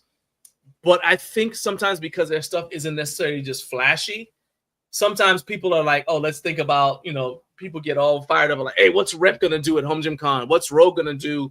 Is whoever, right? And then meanwhile, Bells is still just quietly over there, and they've got a booth, and it's like, I said, well, I wonder if people are going to actually still go over there. And obviously, full disclosure, we did have a brand deal with them, and we did some stuff with them. But I was like, what's the buzz organically about their booth, right? So it was really cool to see you over there. What did you think of their booth? I mean, I thought they had some really good giveaways. I thought they brought like a bunch of equipment. They had a pretty big space. They did a lot better job than some other vendors that I had high expectations for. I agree that they don't get enough talk about their products, in large part for two reasons. Number one, they're a budget company, and I think they own that space really well. But most people aren't overhyped about budget equipment, right? Like it's one of those things like we're all on a budget, but when it comes to like the flashy stuff, what people want to watch in the videos, it ends up being like, what's the newest Rogue release? or what's the newest Rep release? Also, one of the things that Bells of Steel hasn't done, and I think it's a detriment to their company, and that's just me speaking, is that they haven't actually pushed towards more colors. I know it sounds I was stupid. going to ask you that. Like, I know it sounds stupid. Options... Yeah, I brought it up in the video that I shot with them. And again, I know it sounds stupid because a red bench, you get the same lifts as a black bench, right? But at the end of the day, people want to customize their home gym. They want to have like, you know, cross members that are different colors than the uprights. They want to be able to mix and match and stuff. And I think if they actually added colors in, especially on stuff like, let's just say cross members, right? That's like you could just change the color of the cross members, and now you give people a whole different type of option when they do that build out. So I agree, man, because I mean, so like, shout out to Iron Bull Strength, the Iron Bull Strength power rack that I said. In fact, I'm gonna pause for a second here. Not pause the way kids say it now, but I mean, like, I'm gonna take a momentary lull in the action to say I'm glad that I'm seeing a lot of people talking about Iron Bull Strength. But I think it's hilarious whenever they say something like, oh, you know, this is a great brand that, you know, I had never heard of before. I'm like, you're lying, because I was talking about them 2 years ago, and I said, this is the best rack I've ever used in my life. And I still remember, so I go back to some of the comments on that video, like, I've never really heard about them. Nobody else is talking about them. Are we sure that this is this? Are we sure? And then they get to Home Gym Con, and I still remember when Isaac was on here, he said he's watching people, like some people didn't want to even go to their booth, but the people who went to their booth were impressed. I was like, that's the point. And I think this kind of relates back to Bells of Steel. It's not always what's popular that you're going to like, because some of that popularity is marketing. And then in the case of Bells of Steel, some of it is just like all their stuff tends to just be black. Yeah. But the reason I brought up Iron Bull Strength is because one of the reasons why we really liked the rack before we ever got it was the colors. They let us choose the colors we wanted, and we're like, hey, you know, we're fans of the Georgia Bulldogs. It's right here. In fact, that's why this logo is that color, because the brand is founded in Georgia. And see, colors, there we go, right? And so we had a chance to get a rack that matched our brand colors. And we didn't even expect to keep it. But we're like, yeah, if we're going to get one, we'll just get it, you know, sure, right? And then we were blown away. I think if Bells of Steel did that, they would have more chances to attract people to take a chance on their brand.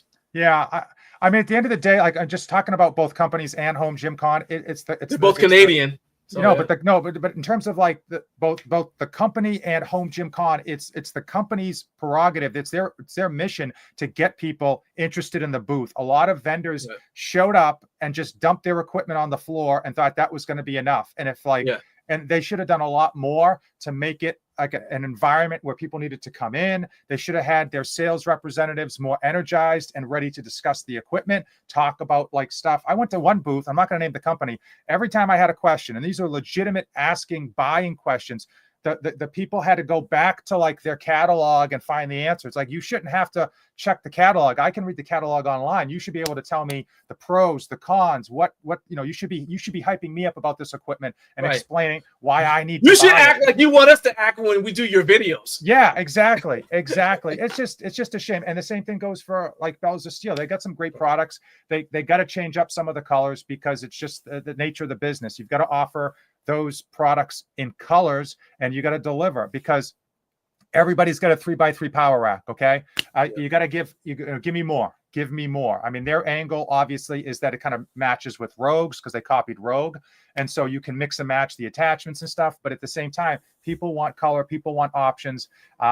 I mean, look at Rep Fitness. One of their best benches, the AB 5200, has like 36 different color options when you can mix and match. I mean, it's just what people want. I've got the AB 5200 downstairs. In fact, I'll give you another example.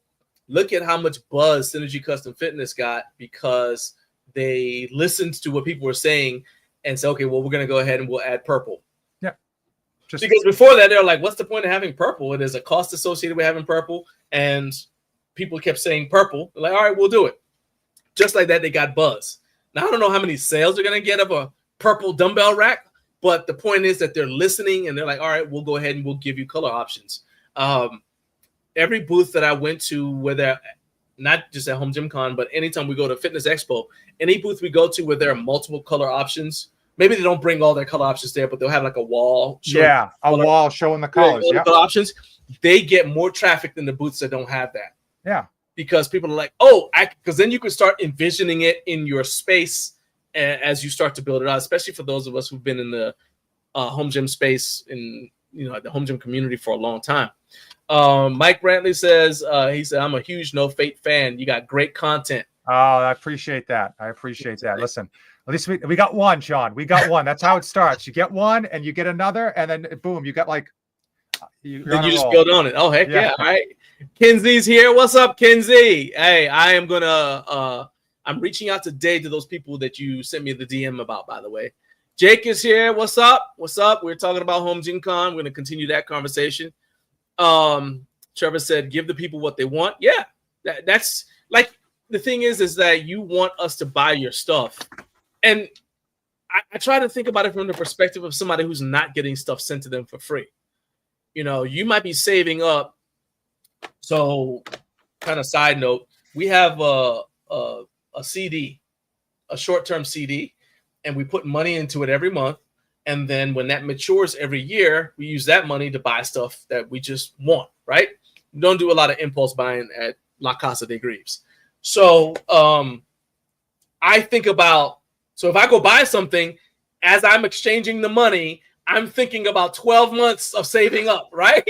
So, I love doing, and I don't want to ever stop doing that, because I want to always be able to say that I'm keeping myself in the shoes of the people who are watching my video. So if I make a recommendation to that person, like even when we're talking about the earlier, I was talking about the Bowflex Solid Tech dumbbells. I know some people have had good experiences with them, but that to me doesn't outweigh my bad experience and the 3 million people who were impacted by. So there's got to be 3 million recalls. That's 3 million people impacted, right? Okay. So I'm just saying, I think about that when I make a recommendation. And that goes back to, if you want us to buy the thing, make it look the way we want it to look. Like, would I buy an ugly car? No. Just because, it does what that other car does? No. So what's the differentiator? It's like whether I can see myself in it, see myself using it. It's the same thing for a rack or any other piece of equipment. Like, I went car shopping a while ago, and they want to sell me the car. Like, I found out what car I wanted, and they're like, "Oh, well, we've got it in green." You, like, you saw what kind of car you wanted your driver to drive you. My driver to drive me. That's me, myself, and I over here. I'm over here returning bottles for 5 cents a piece, trying to make a living. But anyway, so they're trying to sell me a car for like, an expensive car, and they're like, "Oh, we've got it in green." I'm like, I'm going to be driving this car until the wheels fall off for the next 20 years. I don't want to have a color I don't want. And it's the same thing with home gyms. People have a color that they like, and you're trying to sell them black. That might have worked 10 years ago, but I'm telling you, like, unless you're Jocko and you've got black walls and all this stuff, and you're like, "Oh, I broke my leg." Good. You know what I mean? Like, it's just you want your own color scheme to go with your home gym. So Jared said, this is a good question. Looking at current prices.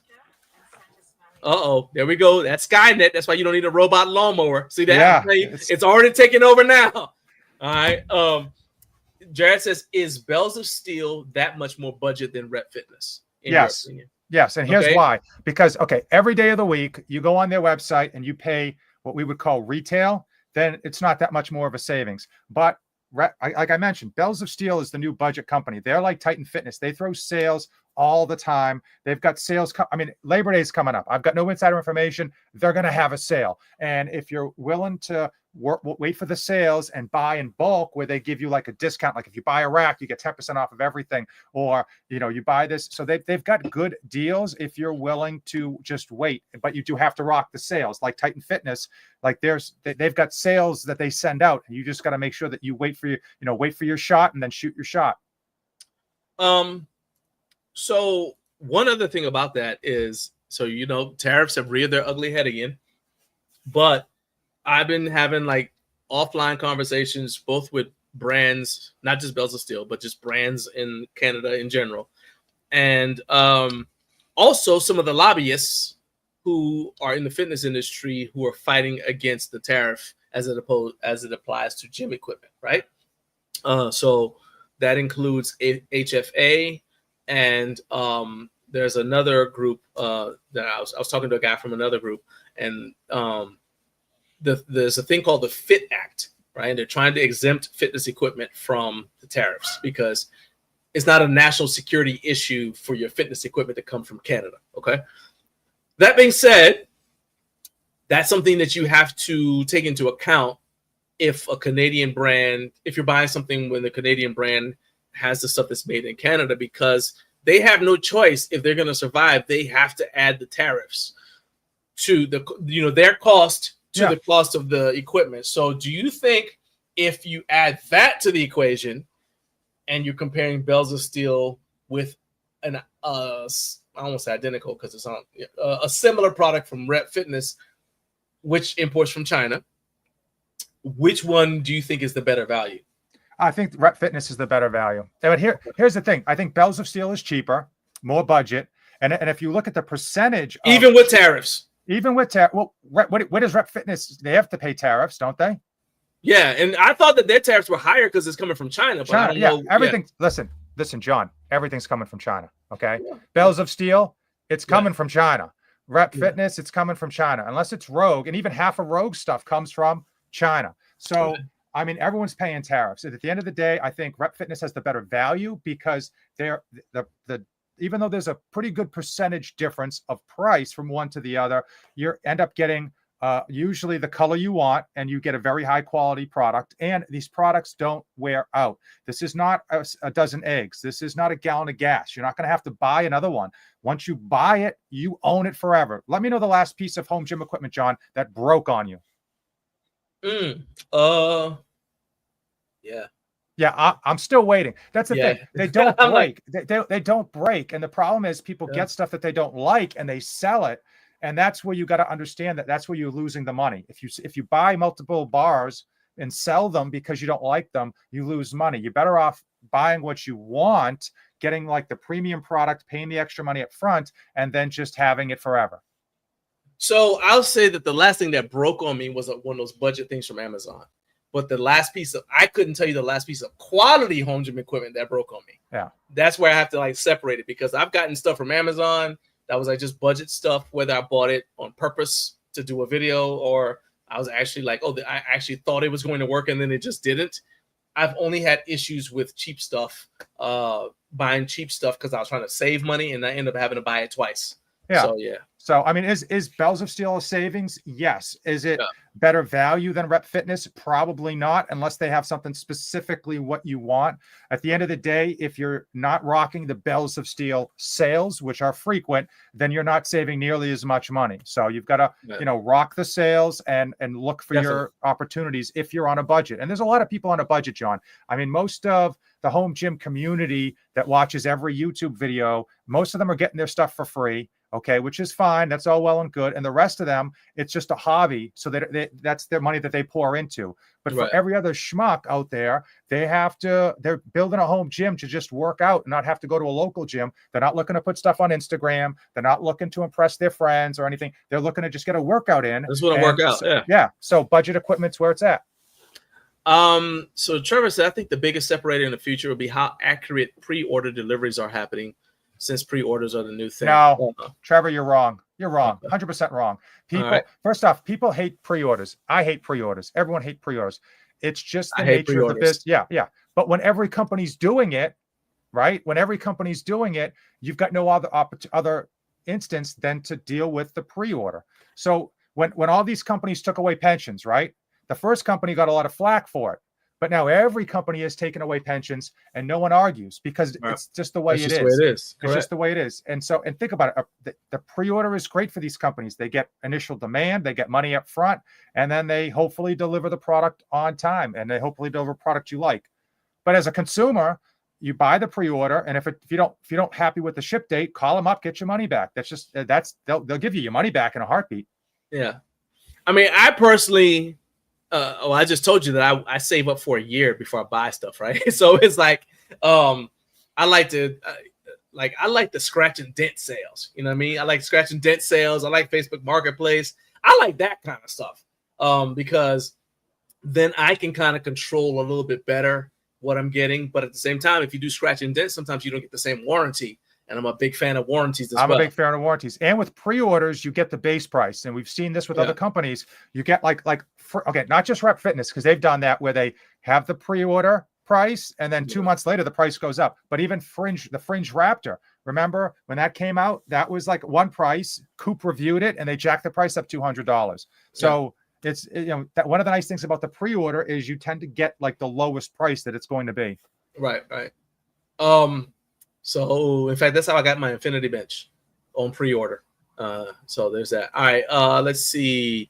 Now let's talk about you. I know you said that, you had to kind of like pivot your plan and all that, but what were your impressions of the weekend as, tell me, as a home gym owner and as a content creator, just like, this is your first time going in there. Did you have like the overload that some of us had, where it was just like there's so much happening, so much loud music, stuff everywhere? Yeah, so I feel like you had to like kind of say, "Oh, I need to take a break." Yeah, so as a home gym owner, I mean, it was like heaven, right? There's just all this type of equipment, and this is going on over here. People are like doing the Conan carry over here. Jake and his team did a great job putting together a wonderful event, and for the most part, it ran like clockwork. They did a very great job. And as a home gym owner, it was perfect because you got to test out a bunch of equipment, got to see what you liked, what you didn't like. You didn't have to pay for anything. Some of the good vendors gave away freebies, which is what everyone wants when they come to a convention. They want a whole bag of freebies. And it was just a fun atmosphere. Now, some of the booths were pumping out all this crazy loud music, and maybe that's me as an old man. I didn't like that because it interfered with me actually talking to people. And like, I'm trying to build connections where I talk to people that maybe are viewers of my channel or talk to people that I'm fans of. I'm seeing like Gluck and Coop, and I want to chat them up and get their opinion. I'm seeing Big John from the Garage Gym Life channel, and I want to know what's going on in his world. And it's like harder to talk when all of the noise is going on, Yeah. I mean, like, now I did like, this is different from the previous years, because there was like for lack of a better word, descriptor, there was a food court. There's like a little food area where you could sit down. There were still competitions going on either side, but you could sit there and talk a little bit. We actually ended up getting the most meaningful interaction after the event was over on Friday night, and we went out to dinner with some people, right? So that was good. That's one of the things that we said we want to do more of next year, is intentionally, because we'll be there for 3 days. So we're going to intentionally hang out with people in the evening, like, hey, let's go do this, because, and not necessarily like, oh, let's go do this business deal, but you kind of like you said, build relationships. Yeah. And then you never know what's going to happen with those relationships down the line. Yeah. Because ultimately for me, Home Gym Con is still like a family reunion to me. Yes, absolutely. It's still like a family reunion.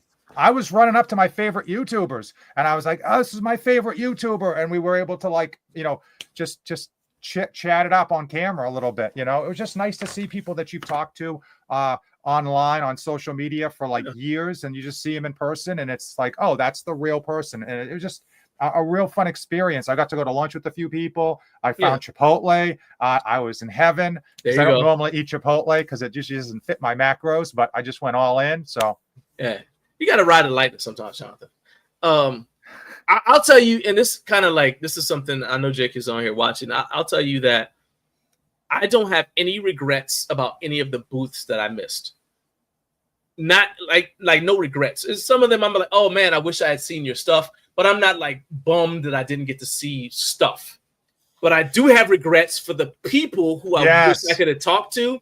Maybe I said hi on the way in passing, and I didn't have time to talk to them and hang out with them. That is I have regrets about that. You know what I mean? Gray Matter Lifting was there the whole time. I never saw him once, and that was a guy that I wanted to just go up and say, hey, I'm Jonathan. Nice to meet you. Yeah. I literally never saw him once, and he was looking for me, and I was looking for him, and we never saw each other. It was the weirdest thing. He hugged me next to my car, and I said, I'm never washing this shirt. So let's catch up on some of the comments. We got some good comments in here. So Jared says the thing about the colors is a great point for any potential Home Gym Con vendors. We appreciate options. And I will say this too. Everybody who's an exhibitor at Home Gym Con probably, people who are exhibitors at Home Gym Con may not have been exhibitors at other trade shows or expos, but they've probably been to them. And so if you come to Home Gym Con and your experience with what an expo is comes from somewhere else, you're not going to necessarily get it right the first time. And I'm going to say that in terms of Major Fitness, because I don't think that their booth presented their company in the best light. The music was too much. I think that they had a great setup for like the Arnold, where it's like, hey, we're going to have a class. You guys come do this and this thing. Okay. Nobody at Home Gym Con is going to do that. All right. I can prove it. Nobody at Home Gym Con did it. All right. And I think that, but when I was like, okay, well, when Naomi and I were talking about it on the way home, we're like, well, where else have they been? We saw them at HFA. Well, that's an industry event where like you got gyms and the people who buy stuff for gyms. They're not really wanting to talk about the minutia about your equipment. They're looking at, oh, well, how many of these can you sell us? Can you outfit 20 locations? What's your maintenance plan look like? That kind of thing, right? If they've been to the Arnold, again, it's a different vibe. So that was their first time at Home Gym Con, and they kind of just say, oh, well, let's just take a swing at it. What do we think people will want to see? And then I also, this is not Major Fitness specific, but I also know that some brands were like, well, I don't want to bring my best stuff because I'm afraid that other brands are going to copy it. That's a tough mentality to have. That's like me saying I'm not going to release my best video on YouTube because then Coop's going to copy my awesome idea. Yeah, it's just like it is what it is. I mean, I think that's defeatist attitude. If it's already on the market, if it wasn't on the market already, then I could see that maybe because you want it. But if it's already up for sale, if it's already on the website, well, we had a lot of people with prototypes. Yeah, that's a tough like decision on bringing prototypes because you can sour people's experience by having a product. I mean, I know I went to Titan Fitness's booth and I was trying to get my arm day in. So I used their like bicep curl and tricep push down like machine. And it was crap. Unfortunately, I mean, it looks nice. It felt nice, but the range of motion was like useless for me. And I tried to adjust it so it would work. And I spoke to the guy and he was like, yeah, it's a prototype. It's not the final product. And I'm like, well, see, you shouldn't have brought it because now people are going to use that and be like, I'm not buying that, right? Because that's what they're going to believe is going to be the final product. And people are going to, well, look, you're giving your experience with it and people are going to hear that like, well, it sucks. So now when the actual one comes out, Kevin said, I'm still using my main setup. It's getting harder and harder on the content end to make and even buy new equipment. I've locked in what I need so much that I need something to wow me for me to add it to my setup. That's like most people. That's like most people. You've got your base setup and you watch home gym equipment reviews, but you're not gonna buy your 10th barbell. You're not gonna buy a secondary Echo bike. You don't need 2 power racks. I mean, some people do, but I mean, for the most people, one power rack is gonna set you for life. Yeah, I mean, my kid, when I'm dead and buried, my kid could still be using my power rack. Nothing's gonna go wrong with it. Heck yeah. I mean, that's it's funny. We had to make out our wills when we went to Iraq, when we were deploying to Iraq. And I was like, then I had to like figure out which kid got the power rack. I was like, because I'm like, that's funny. I was like, who gets the power rack? I told them too. I was like, they're all looking at me like, well, how come he gets the power rack? I'm like, like of all things, I haven't thought about that in years. It was in the will. He gets the power rack. All right. So Trevor said his point is, whoever delivers on time will be better.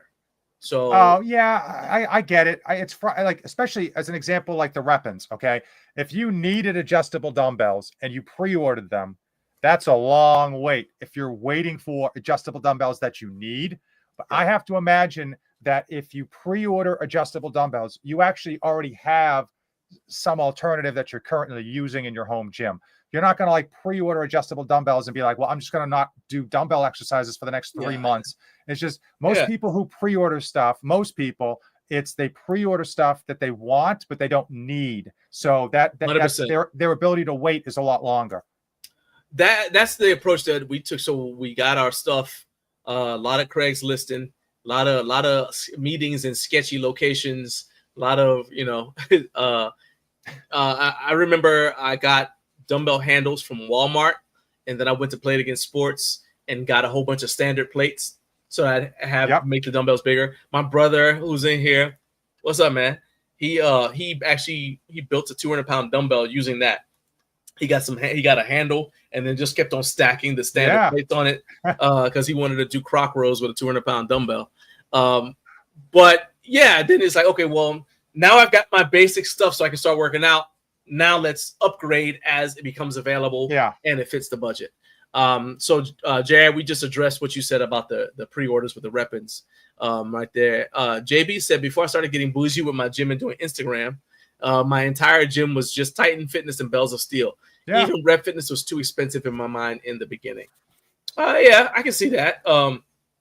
I said it's at the top of the show. Like, if I was starting my gym, like if I went back in time to start my gym, I wouldn't do it now.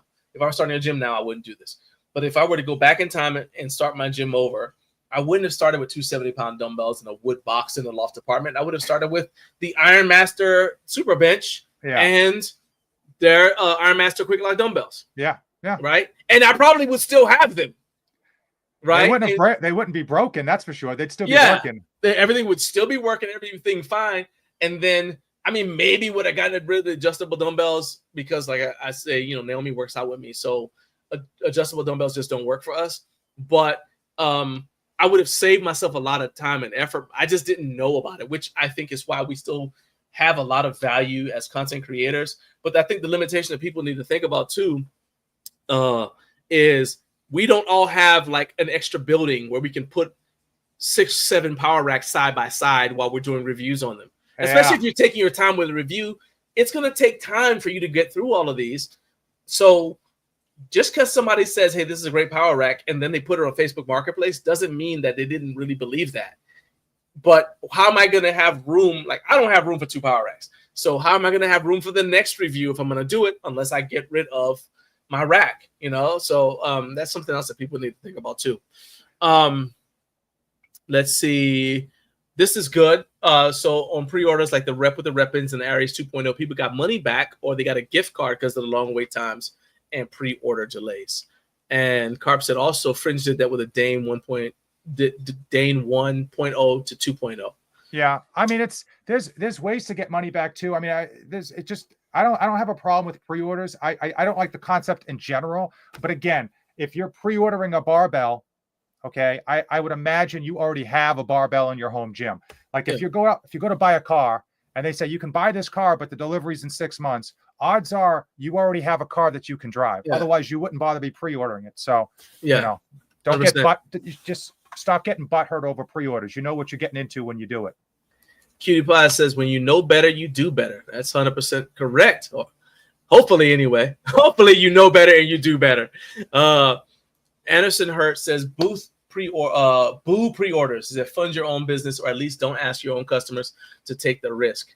And he said, do new companies ever make money on pre-orders anyways? I'll say this, though, Anderson, man. I've seen, and you may can be able to speak to this as well, Jonathan, but a lot of the stuff that you see on Alibaba is there because a company had a factory overrun. So they kind of forecasted what the market demand was going to be for this thing. And they had the factory make some. So let's say the first run sold out. So they order some more, right? Say, oh, we sold 100. Just ran. All right. We sold 100. So let's project that we're going to need to get 150 next time. Let's order 150. Well, then the next time you sell 25.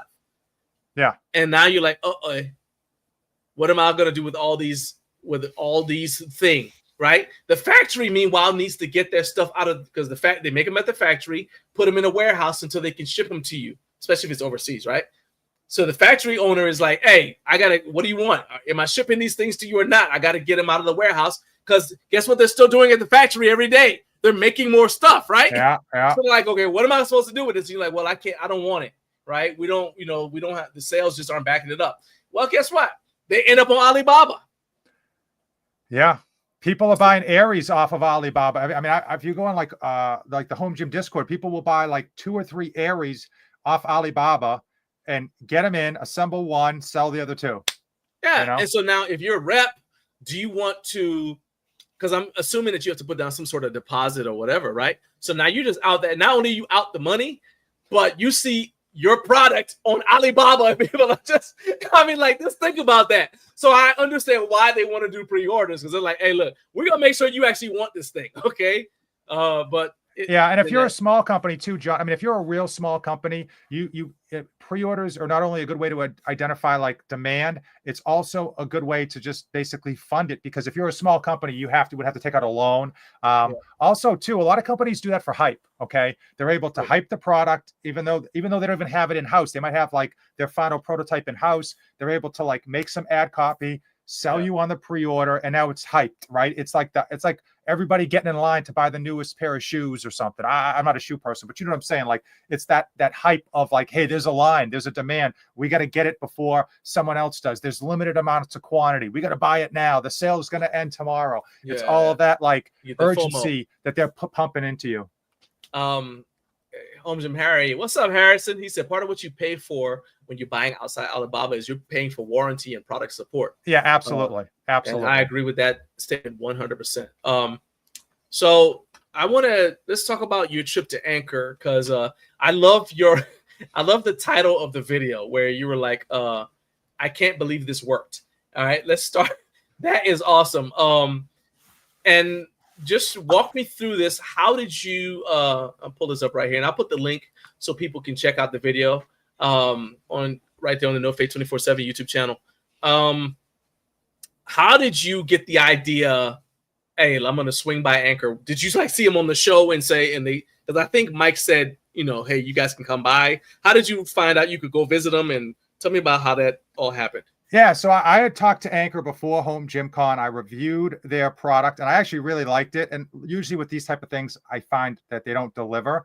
But this one actually delivered. I enjoyed it. I liked it. I haven't sold it, right? I still own both of the Anchors that I have, which tells you how much I liked it. The fact that I've kept it around my home gym when I've got stuff piling up. I've got to get rid of stuff. So I met them. I talked to them before. After I made the video, I talked to them, and I'm like, chatted them up. I knew their backstory from before because they've been around for a while with their first version. And, they were in Men's Health. I saw them in Men's Health way back when. And then I come out to find they're like, oh, we're in Salem. I'm like, Salem? I'm from there practically. I'm right from around that area.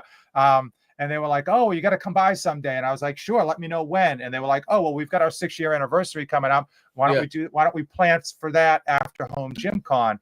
And it just, I took a day off of work. I went down and had a ball and made the video. Okay. So what's the thing that, let me stop that, I'm giving you some watch time.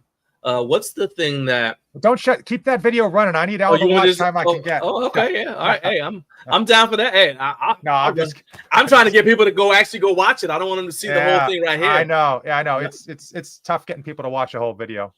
But tell me, actually, let's do it this way. What will people get out of watching that video? Like, go ahead, I was already going to do this with something else, but instead let's do it with this video, where I was going to let you do like the 5 minutes for the worst performing video, but let's do it with this instead. Okay. You got 5 minutes. Convince people they need to watch your Anchor video.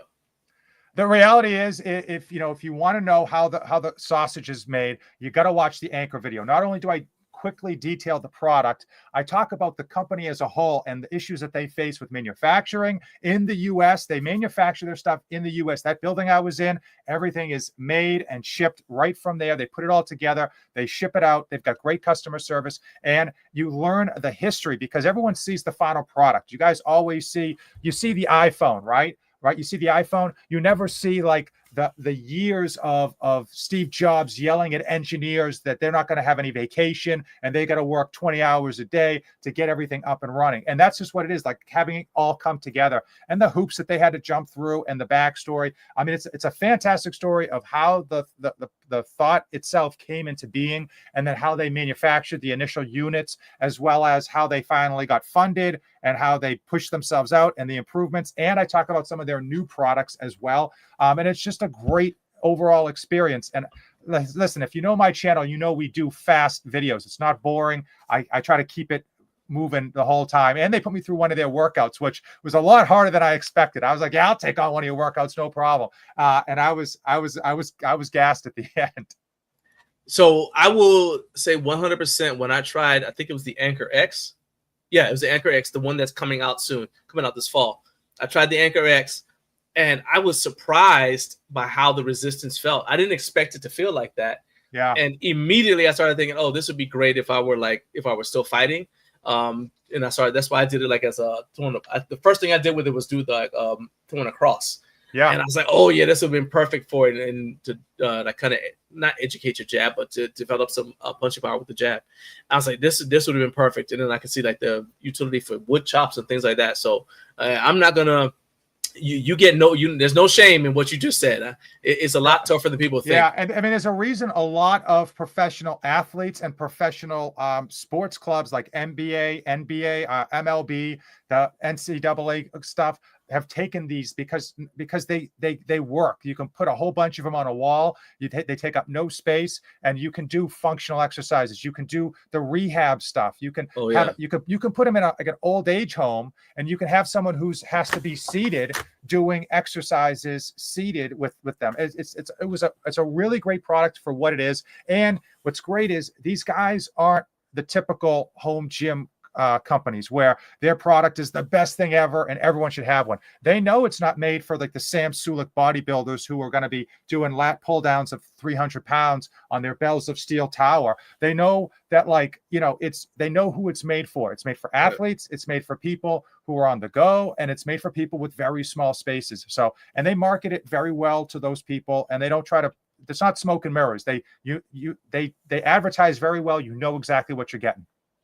So this is actually an interesting question from Harry. He said, does Anchor count as analog weight, or is it somewhere between weight stacks and digital weight? I'd probably put it somewhere between weight stacks and digital weight, probably closer to weight stacks than the digital weight. But I found that it felt really good when I was setting it up in my home gym. I took it to the park and was banging out an arm workout. I got like some, it feels good, and it's easy to adjust weight. You don't got to use an app. You don't got to hit any buttons. You just you just slap a plate on the side. It's literally like adding a plate to your bar. It's that easy. Yeah, I like stuff where the batteries I don't have to worry about batteries dying. Yeah, I think that's a good thing. Yeah. So let's see here. So JB says seeing the back area with the employees assembling the Anchor was super cool. Yeah, that was like I filmed for like an hour and a half in there, and I cut it all down because some of the stuff I couldn't show, but it was really cool to see how like you could tell it was like a really close-knit company. It wasn't just a whole bunch of like nameless people working back there. They were all like really close. And that was nice to see, because today's day and age, more and more companies could care less about their employees. I'll say this. My interactions with Anchor were positive. They've been positive since the first one, and they're one of the companies where I just get a good vibe from the people there. Like, this is just like, good dudes, you know what I mean? Like, oh yeah, this is a good guy, in general. The ladies are like, yeah, these are just good people. I interviewed one of the owners, and you could tell when I was like, how hard is it to keep your company in America? Like how much extra work. You could tell in his voice, like it's a lot of work. I mean, like the company would probably make a lot more money at the end of the day, maybe not be a better product. The margin would be better. The margin would be much better if they just outsourced it overseas and did drop shipping. But it wouldn't be their company. It wouldn't be the same company that they have built. And so it was really heartfelt when he was explaining all of the stuff. I mean, I cut some of it out because to sake of time. I mean, it was a 30-minute interview that I cut down to like 5 minutes. So, but it was really interesting talking to them. Kurt says, I love my Anchor Pro units. I use it with a lot of athletes. I train at softball fields and in other spaces, not in the gym. Easy to set up and perform well. Kinsey says, I love my Anchor for warm-up and rehab. It's a staple in my gym. And so Kurt says, no batteries equals analog. And of course, Joey Echeverria says, Joey here checking in. All right, the legend Joey E. As we wrap up, man, tell me, I got two questions that I want to make sure we don't get out of here without talking about. What is helping you? Because you're a person who kind of experiments with your YouTube content all the time. What's helping you grow the most on YouTube now? That's a nice word, experiment. Okay, that's a real nice word. Nice word. I see a lot of your stuff that looks like the product of a theory. To say it like that, it's like I'm familiar with the scientific method and how it works. It's like that's what John meant to say is it seems as though you have no clue what you're doing. You don't know what your channel's about, And based let's see what happens. based on your views, you haven't found anything that works. That's what John was trying to say. And he would be absolutely right. Okay, here's what people get wrong, John. Okay. It's not a home gym channel. There's no home gym in the name. There's no garage gym in the name. There's no fitness tag on the name. This is my channel, and I cover the stuff that I enjoy. It's not a full-time job. I haven't quit my full-time job to do this. This is not a side hustle. It's a hobby that I do early in the morning, late at night, and on weekends when I can squeeze some time in. I don't sleep. I just do this kind of stuff. I put most of whatever comes in from the channel into more products. I buy more cameras, more gear, better audio. I got 2 dual camera setups and all that good stuff. And it's just something that I enjoy, and it's honest and it's real. So if you want a million dumbbell reviews, it's just not going to happen. I'm not going to do home gym equipment every week. It gets boring. I know there's some of you that could watch 1,000 videos, but let's just use Home Gym Con as an example. How many Home Gym Con videos have come out? 1,000 maybe? Probably close to 1,000. How many have you watched, John? How many have you watched tip to tail? Oh, well. Yeah, exactly. Yeah. None. I know you didn't watch. I watched several, but I don't watch. Let's see this. Now we're at the point now where you have to be doing something different for me to watch it. Exactly. You didn't watch Coops. You didn't watch Glucks. You didn't watch Jungle Gym. You didn't watch anybody's. Hold on. I watched the Gluck video. I didn't watch the Coop video, but you knew that when you said it. But that's because most of these videos are boring. Most of them are too long, and most of them are saying the same exact stuff as the other guy. There's no hot takes, okay? Like very few people are going to go into the Rogue's booth and be like, I discovered something that nobody else know about. It's just not going to happen. And that becomes very, very boring, and it becomes an issue. And I get it. If I wanted my YouTube channel to be successful, I would just do home gym content, and I would just do reviews. I wouldn't even do me working out content. It would just be reviews of equipment, because that's what people kind of want to see. And that just gets so boring, and it's just not what it is. I make videos that are fun. I do videos that I feel like are informative. One of my favorite videos that I did that I felt like had the most impact on people, believe it or not, was my review of Great Wolf Lodge. I went there with my family, and while they were sleeping in the morning, I went out and I just did like a video outside and then shot B-roll and gave my opinion on what was valuable, what was overpriced, what wasn't. That's got like, I don't know, 30,000 views now after a few years. People still drop comments. Thank you. It helped me. And that was one of the best videos that I put out. And if I only did home gym content, I never would have dreamed about putting that one out. So I'm not going to pigeonhole myself for the sake of trying to get a few more subscribers or a few more views, because as we know, John, you can attest to this, subscribers don't make money and views don't make money. The money comes in from 2 places: selling equipment and affiliate links. Tell me if I'm wrong, John. You are not wrong at all. You are not wrong. Like, so the advantage of subscribers is when you reach out to a company to try to get a deal. Yeah, they're more likely to actually open your email and read it. Yes. If you have a lot of subscribers. If you just want to do like a one-off thing or whatever, you just say, hey, I'm so-and-so and I want to like getting people on the show, that helps. That's become easier the more subscribers I get. But for making money, no, absolutely not. You have, even I remember when Gluck said that the reason why they were able to do what they're doing is, he said this multiple times, is Patreon. That the Patreon supporters, or in our case, that's why we're pushing to try to get people to become members of the YouTube channel, because just YouTube watch time doesn't do it. It's like especially because most of the time what happens if you're watching a video, unless you have YouTube Premium like I do, you skip the video, the ad. Yeah. The commercial comes on, you immediately click skip, right? Yeah. And if it's a video that doesn't let you skip the ad, you won't watch the video because you're like, I'm not doing this, right? So yeah, you're 100% right. Real quick, so Rex Peckinpah said, normally when I get started on one of Jonathan's videos, I watch it all of the way through because they're entertaining and informative. And he said, I think how you do it is what makes it interesting. Yeah. That's what I told you one of the early times when you came on the show. I said, I love you the way you edit.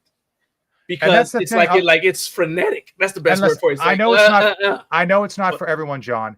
But I when I watch a lot of these home gym videos, they're so boring. I feel like they're lazy because they don't they just like hit the record button, They give some stream of consciousness, which is fine. Listen, they sound like they're bored. I'm like, if you're bored, why should I watch your video? That's right. They've got no personality. They're not excited. I'm like, you're reviewing this piece of equipment. You're about to fall asleep. Why would come on?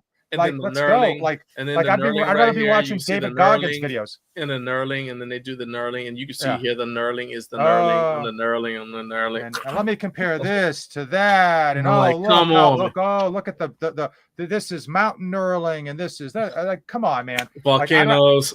I'd rather see someone just doing a bunch of pull-ups and burpees, screaming like, who's going to carry the boats or something. Right. Let's just get energized. And a lot of these people don't use the equipment. They get the equipment in, they review it so you can sell it on Facebook Marketplace. That's their, like, most of these reviewers, that's the game plan, which is fine. But when I've used the equipment and then they give like some BS review, and I know they're lying because they forgot to mention that part, like the Hive Gym. Okay. Do you watch my review of the Hive Gym? Yeah, is that the one where you pulled it out and you said like it didn't retract? Yeah. So like, how come they didn't mention this? Okay, so here, I know we're going a little long, John, but hang in there with me, okay? So that company sent those to me for free. I know, shocker. Everyone who's ever reviewed those got them for free. So that company told me that they developed that technology on their own, which is a lie. They told me that it was like patented and it was one of a kind. All of that's a lie. It's basically a ripoff of previous products that we've seen on the market. And there's same exact versions of that product for cheaper if you just go on Amazon. And on top of that, like, if you pull too fast or you don't set the resistance very well, it's like a yo-yo. It's useless. It's not even a yo-yo. It's more than useless. And when I went to go put that into the video, and they were like, "No, don't do that. You need to take out this part and that part and that part." I told them, where they can put an egg in their shoe and beat it.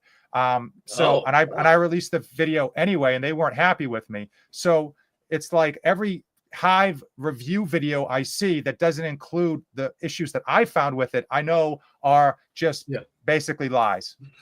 Yeah, it's like a what you call that's the thing that stood out to me. First of all, actually what stood out to me first is that shirt. Okay, the Hawaiian shirt is legit. But then also when you see, like, when you like, did you watch the Hive? And I was like, oh, that's the one where it didn't retract. It was like, I watched it. So and that's not something that's uncommon where you do a brand deal and they're like, oh, well, can you take that out of there? Will you take that out of there? And I much prefer, or they'll say, okay, they won't say that, but then they'll never send you anything else because they see that you're being honest, right? I'm like, okay, that's fine. Before we go, Joey wants to know how your shed project is going. It's going great. I mean, I love the shed. The first video didn't do very well, so I haven't been in a rush to make the second 2 or 3 other videos that I hope to make out of it. But it's been going really well. I'm glad we got the shed. The family saved up for 10 years. We wanted a shed, and we could have gone cheap and probably would have done okay. But we were like, well, we're going to get something. We want it to look nice. We want it to be around. We're not moving anytime soon unless I lose my job. So we were just like, let's just save up the money and do it right. So we went with the Reed's Ferry shed, and it's amazing. It's amazing. It's it's big. Back there at NoFate247 acres. Yes, acres. You have like a little driveway for the chauffeur to be able to get back around with the limo, so you can listen. I don't have a Patreon account. I'm not telling you to join my channel. Like, you got the channel group, right? You got the heck yeah. Yeah. I'm not selling you that. Join it as often as you can. Join it as often as you can. Join it now. I'm not even wearing my own T-shirt. Now, I did release T-shirts, but that was just to see who my real friends are. And that was just to see who my real friends are. I literally had 12 people buy T-shirts. It was hysterical. I'm like, I went through all this hassle to set it up, and 12 people bought T-shirts, and I love those 12 people. And I get that you don't always want to buy a $30 T-shirt, but the amount of people who A, didn't buy the T-shirt, or B, didn't bother to like just share my post, which would have been like the easiest click of a button, like, hey, check this guy out, blah, blah, blah. And that's just like, okay, I'm just taking notes. You're all going on the list. There we go. Just keep in mind. Yeah. I know that you didn't buy the shirt. Okay. Well, look, man, I'm going to let you get out of here because I know that, I got David backstage, and plus you got stuff to do other than hang out with me all day. Yeah, we got a dime holding up $1 over here. Let's go. But I do want to know, is there anything, before you go, is there anything about Home Gym Con that you'd like to pass along to like to just say, hey, like something that you'd like to see done differently now that you've had time to digest the weekend? Yeah, so I have a whole video that I started editing with all my fun content, no booth tours, forget that noise. It's all fun content. And at the end of it, I do a whole question and answer section about whether I'm going back, what I would change, what I liked, who had the best booth, who had the worst booth. And there were a number of those out there, and ways that I would improve it if I was Jake. Not that he needs my advice because he's doing a great job. Yeah, he's killing it. I'm gonna so stay tuned in September when the home gym content fury has died down. You'll get the real home gym experience with my video. At most, it's going to be 20 minutes, and it will have timestamps. So I'm not going to waste your time with some part 1, part 2, 3-hour marathon. We don't do that on this channel. We're not wasting your time just to drive up views. I just want to make sure that you're going to have a Ric Flair robe on at some point during the video. That's all I ask. That's all I ask. Hey, look, everybody, go check out NoFate247. This dude is a friend of the show, and I'm going to at some point pop up my picture of me wearing the shirt that I pay for with my own money because I support my friends. Exactly. Okay? You'd be surprised. You'd be surprised who doesn't. You know, Yeah. That's just what it is. In some cases, no, I wouldn't. It's like, oh, yeah, that's exactly how. Oh, no, Jared. Okay. Before I leave, Jared was super nice. He's like, I'd buy your shirt, but it's not like some bamboo, cotton, blah, blah, blah. It's going to aggravate my soft baby skin. It's got to be Bella Canvas. If it's not Bella Canvas, you know. Jared's name's on the list as well, right next to all the others. All right. Get out of here. All right. Bye. Everybody go subscribe. All right, my man, later. No, that's my dude, Jonathan from NoFate247. And you guys, if you are not subscribed to his channel, shame on you. You need to subscribe to his channel because that dude has some of the best, most entertaining content on YouTube. It's not just home gym stuff. He literally will do a video about anything that makes his life easier and that makes it always entertaining. Shout out to the Mountain Time Zone. It is 8:06 a.m. If you are watching on YouTube, please consider not only subscribing to NoFate247, but also hit the like button and subscribe to this channel to help us grow. This 1,047 of you watching. I would need every one of you to hit like, hit subscribe. Trying to hit another milestone here and get to 60,000 subscribers. And if you've already subscribed, do me a favor and share this video because we want to grow. If you're watching on LinkedIn, then I need you to follow the Up Way Too Early with Garage Gym Life show page on LinkedIn. Don't just follow my page, John Greaves III on LinkedIn. That's great. Thank you if you want to connect with me, but please go follow my show page. And I'll tell you right now, as a side note, all of you who have some sort of business that have connected with me and like you send a YouTube connection thing because you want to connect with me so you can try to sell me something. If you don't follow my show page, I just ignore you. I'm just going to tell you that right now. That's free, okay? Because that tells me that you don't even know what I do, what sort of service I provide. So how can you possibly help me? So follow my show page, all right? If you want to even get my attention.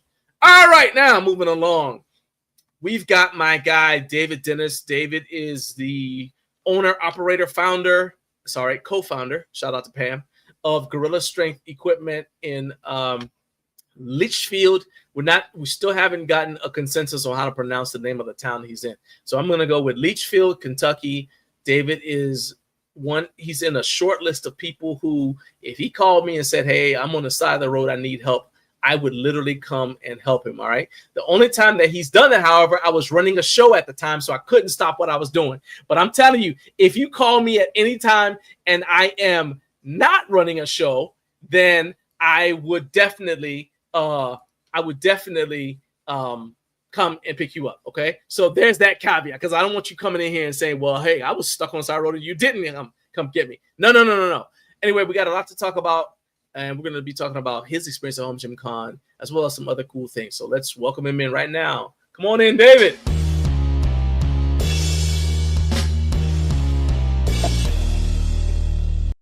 I think you appreciate that, especially since you're a musician too. So yeah. All right. So look at you, got the new microphone, flexing it. All right, sounding good. All right, I like that. Mike sounds nice. All right. So I'm going to ask you some of the same questions that I asked Jonathan, because this past Home Gym Con was also your first time on the time at Home Gym Con. You and I have been talking about it since I think year one. I said, hey, you need to go check out Home Gym Con, and it just, you know, your schedule just never aligned. Both because you know, like as a small shop, people have to understand that for you to be at Home Gym Con means you're not at the shop working. And even when you went, you still had to have, like, I remember I was standing there in you guys' kitchen, and y'all were talking about, okay, well, if we go to Home Gym Con, who's going to do the shipping today? You know what I mean?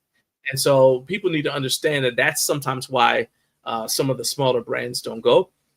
But first thing we want to go with is, what were your impressions of Home Gym Con as a first-time attendee? Let me break this into a little bit different, because as a first-time attendee, I was taken away because it wasn't like a traditional trade show. So on past experience of going to trade shows, which I've been to a lot of trade shows for different products and different things throughout my career. And a lot of times those trade shows has this vibe of salesmanship. So you've got a lot of vendors, and you saw some of that at Home Gym Con, that a little bit of it, not a lot of it, but you could tell that they were seasoned trade show participants. And they were presented very, very professional, but they didn't seem to have the community connection that some of the other people that you would see. It's Mutant Metals. Man, I love that dude. Met him, talked to him. We spoke a lot online, back and forth. So whenever a lot of those people, you find, like me and Dean have communicated back and forth a lot. First time actually meeting him in person. But whenever you went to Home Gym Con, if you had a connection to the community, then you automatically had a connection to a lot of the people there that was way different than you going to a typical trade show. And that sense of community is something that it's not usually found in a trade show. So I wouldn't even classify Home Gym Conference. If you're a business owner and you're going to Home Gym Con with the assumption that you're going to a trade show, then I think you're probably taking the wrong approach. You do need to present your products, but think of it as presenting products to a community of friends. You know, instead of being 100% professional, you know, I mean, let your hair down, relax, you know, feel free to joke around with the people, you know, business impersonal can kind of take a side step to that. And I really enjoyed that aspect of Home Gym Con. That's something that that sense of community, it is more a community event, and I've never thought about it that way. I do think Home Gym Con has become a community event. And yeah, I see that. Yeah, it's like one of those festivals, you know, like they had like the fair or the festival, and then like you have all these little vendors. I didn't even think, I never really thought about that, because we have like a bunch of different like little craft festivals downtown, and the people manning the booths are people you know. Yeah. I never really thought about it, but yeah, that's actually pretty insightful. So first of all, you got to Home Gym Con. Your first experience with it was coming upstairs to our show, and then you go downstairs, and that's when you actually, and I mean that is like, so you got to like talk to some people, but then you didn't actually see the actual venue till after the show's over. You're like, all right, let's go down there. And what I thought was cool was you came back the next day. And I was like, well, what was it that made you come back the next day? Because again, you're running a business. So every day that you're not in the shop, yeah, Kai's making stuff, but you're not there on hand to like make money. So there had to be something about Home Gym Con that made you say, I got to go back and check it out again. So what was it that made you go back? That it wasn't a trade show. Right. Because it wasn't that typical trade show, and the creativity of some of the designs that I saw there. A lot of the designs were, in all honesty, too complicated to be manufactured at a reasonable price. So in the fitness industry, you have a lot of that. You're fighting this dynamic of, just because you can do something doesn't mean you should do it. And the reason being is the price point to manufacture it is so high, and the quality or the quantity that you're going to sell is going to be so low that you're never going to get to that point where that you're selling enough for your manufacturing costs to decrease enough to get the product within reason. And I saw a lot of the products that was incredibly innovative, and it's just, I wish I could come up with a few of them off the top of my head. Did spring one. This one right here. This is one of those small gyms. I'm not shamelessly plugging, but this That's why you're here. Shamelessly plugged. This is why you're here. Well, it's not me. It's someone else. I don't even know these people. Okay. So this little thing here was at Home Gym Con. Guy with a booth and his daughter was demonstrating it. So it's a carabiner. You got a carabiner that goes onto a load pin. Okay. And it hangs off of a bar. Okay. And whenever you get to the bottom weight, like you've done as many squats as you want or you can with that weight, it simply pops off, and then you've got less weight to do. It's a weight releaser. I don't know if anybody's ever used weight releasers, but it's a weight releaser, but it is a really unique way of doing it. And love the product. But most people don't even know what a weight releaser is. So in order to capture that market, you've got to explain to people what a weight releaser is, why it's beneficial, why that weight releaser is better than the El Cheapo ones that you can buy for like $80. Right. And that's going to be a hard sell. But the product is really cool. The guy, from a manufacturing perspective, he is machining these out of a billet aluminum. He's making them in the US, but the price point was like $400. Right. And I'm like, at that price point, something's going to happen. You're going to either get knocked off by somebody that captures a very similar idea, makes it overseas, or you're never going to meet that market volatility, that point that actually makes your product cheap enough to get to people. So having said that, you're a great salesman, because Eric Echo said, hey, what brand is that on that weight releaser? He wants to know. Brand, I saw the comment. I was listening to you like, yeah, you're not going to be able to convince people. I said, okay. I saw the comment. I said, I don't know how I can put this up on screen and make it so it doesn't sound like David is wrong. But yeah. So what brand is it? It is Freemax. So don't know if you can pull that up, but this is machined out of billet. Yeah, Freemax. And the thing I like about this is this is machined out of billet aluminum, and they've chamfered the edges. So the tooling on something like this, you have to mill it out. You chamfer the edges. The screws, their screws are countersunk. The whole thing is made beautifully. It is even the stitching on this, the guy has a CNC sewing machine, and they're stitching these handles in-house. Even this little clamp he made. So this little piece right here, if you're a machinist and you're making this little part right here, that is a time-consuming thing, because the smaller the parts are, the harder it is to machine it. It's really easy to machine a big part, really hard to machine a small part. And the little, I don't know what you do, adjustment clamp is purchased from overseas. It's the only part on here that isn't an American-made product. Well, he said the carabiner wasn't, but America don't make carabiners anymore that I know of. Maybe they do. But John or Joe Gray would know that. He's the carabiner king. I think he's got more carabiners than a mountain climber. He may have more carabiners than Keith at the No Wine Cellar has bars. I cannot confirm that. I cannot confirm that at this time, but it's possible. The potential exists.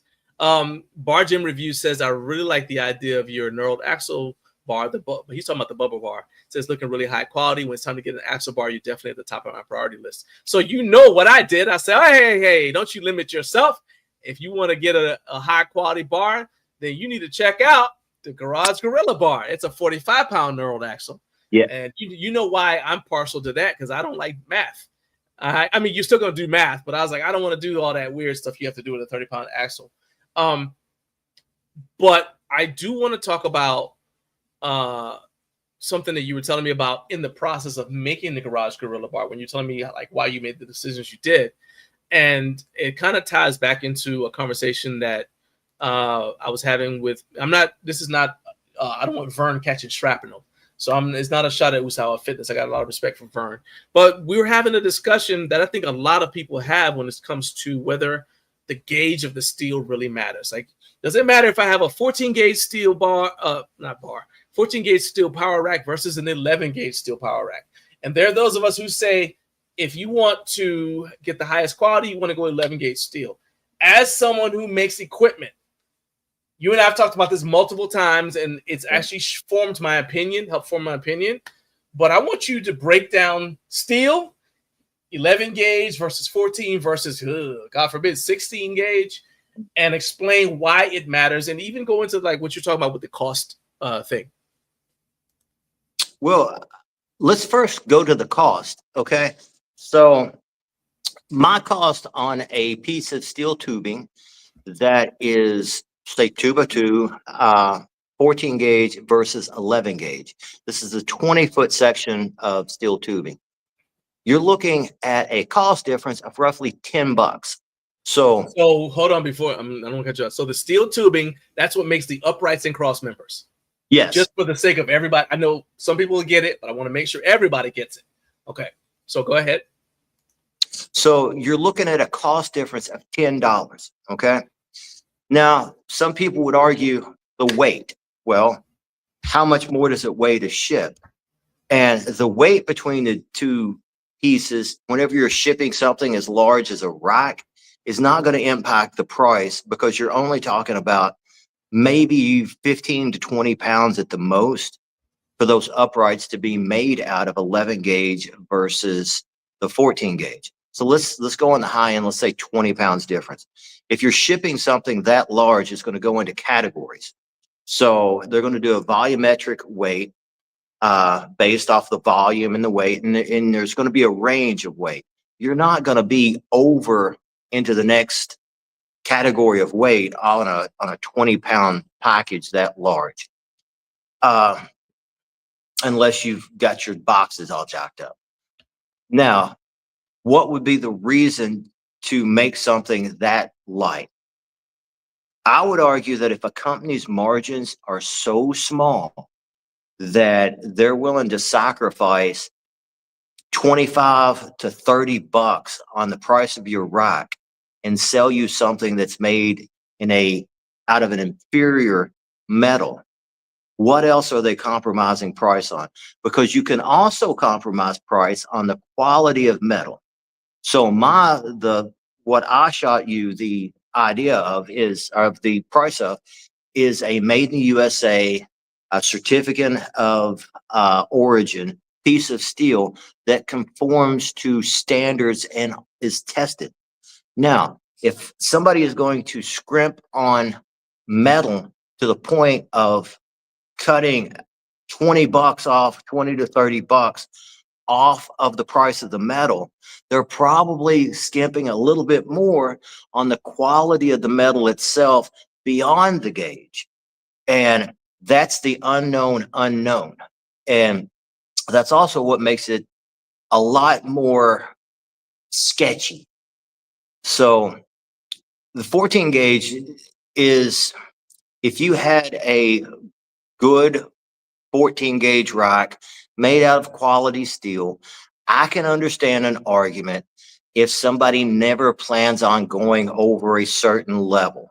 If they say, I'm never, ever, ever in my life going to be here, I can understand the argument. I can't understand the argument when put into perspective of $50 or $100. That I do not understand. You know, it's like buying the cheapest pair of tires that you could possibly find at the store. That's probably may or may not have been used and may or may not have plugs in them. I have a hard time with that argument. There's certain things with safety involved with safety that it is best not to take the gamble, especially whenever you have a lot of unknown factors in that gamble. You know, if I'm playing poker and somebody says, by the way, I have all the aces in my back pocket. Well, that's an unknown. You're playing a game of chance and you don't even have enough details to know what the odds are. So that's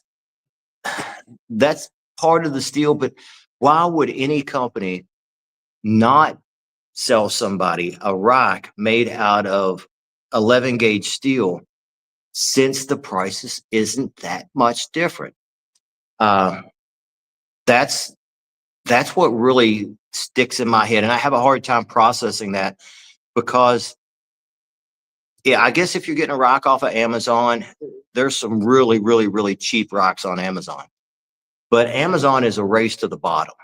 And it is one of those situations where that, I'll put it this way. I worked for a company one time. And this company, they asked me to design a item that was very, very critical to people's safety. So I designed this thing. It literally held people over vats of acid. And I'm like, it doesn't have a safety factor that I'm comfortable with. Their response was, you said, hold on, did you just say it held people over vats of acid? Yeah, it held people over vats of acid while that it dipped parts in. So it was a plating. It was a gantry. Gantry claim. Gantry. I thought we were going to a dark place. No, it wasn't. It wasn't like, evil. what? Whoa, no, that was we're going to a dark place. Hold on. Okay. All right. Never mind. Apologize. I just needed clarification. I ask questions when I have questions. I need to know stuff. Okay. So yeah. let's go ahead. Go back to your story. All right. Go ahead. All right. So it held people over vats of acid. Okay. So there was this gantry crane that come down and it dipped parts and then it would move and dip the parts in the other in another bat. And through this progression, it would plate something. I don't want to go into detail about which company it was or anything like that, but they wanted a plank system that would go out and people could walk on over these vats of acid. And I told the company I was working for at the time, I'm not comfortable with the safety factor on this particular thing. I don't like it. It's at its limits of what is capable. So I said, I'm not doing this. Their response was, that's what we have insurance for. You know, if little Billy Joe's dad goes to work one day and this thing fails and he falls into a vat of acid and he comes back the choker, that's what their insurance is for. And there are companies that will put other people's safety at risk because they know the litigation and stuff will be handled by attorneys and maybe is a low probability that it fails, not a non-zero, not a zero probability that it fails. But maybe it's only going to fail 1 out of 1,000 times. And then what's the odds somebody gets hurt? And you can see gym fail videos all the time online where gym equipment does fail. Some of it fails catastrophically. A lot of times the people are lucky and they're not injured. Those people aren't suing. But sometimes people do get injured. And how many of those instances happen that's never recorded or seen? So the idea that a piece of gym equipment would fail because its metal was insufficient or of poor quality is not a non-zero thing. It happens. And I think that's a part of it, that people get confidence out of advertising. Well, I can't believe it's on Amazon. Well, how could it sell on Amazon? It sells on Amazon because it's on Amazon. Amazon selling something is no proof of safety. That is, and so we're actually going to talk about that in a little bit, specifically about barbell. But I want to say something, because I see there's 2 comments, right? Before I put up the comments, I want to say that sometimes people look at, so if somebody has, like my guy Carlos, had a 16 gauge steel rack from Amazon. When I say you shouldn't buy, I definitely would never tell somebody to buy a 16 gauge steel rack.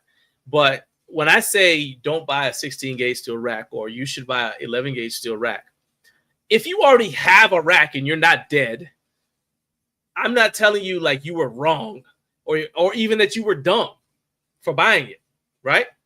What I'm saying is I'm not going to advise anyone to go out, and if you're going to go buy a rack, you don't have anything, I'm going to say, hey, for your first rack, don't buy 14 or 16 gauge steel. If you already have something and it's working, yeah, would I personally upgrade it? Sure. But it's obviously working because you're live to watch my video where I recommend the 11 gauge steel rack, right? And David, I'm speaking for you in a little bit too, but I'm not, this isn't like a judgment call on somebody's intelligence because they bought a rack that's less than the gauge of steel we recommend. It's more like me saying, all right, look, if it's kind of like, so let's use cars. So let's say you have like everybody had at least one hoopty in their life, right? Everybody had at least one car that was a broken down beater. You had to like, you had to put oil in it before every trip. So you put oil in it before you go to work. You get to work, before you leave work, you got to put oil in it. Maybe you got to fill the radiator on the way to work, and you got to stop it. You got to do the same thing on the way from work. Maybe you got to charge the battery. You need a jump before you make any trip to anywhere. It's got something wrong with it. It's obviously still working, right? But you wouldn't tell somebody go buy that car because you're just like, hey, that's not your best life. You're gonna want to buy a car that you know is dependable and it's gonna cost you more because you get what you pay for. But I don't ever want anybody who hears us talking about what gauge of steel you should have for any piece of equipment as me saying I'm like looking down on somebody who has a less expensive rack. And I fully understand people who say, well, I couldn't afford it. But here's another thing. Yes, I get power racks sent to me. I get equipment sent to me. I didn't start out that way. Okay. My first rack I saved up money. Actually, my first 5 racks.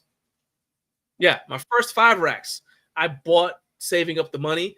And then I remember I used my money when I got deployed to Iraq.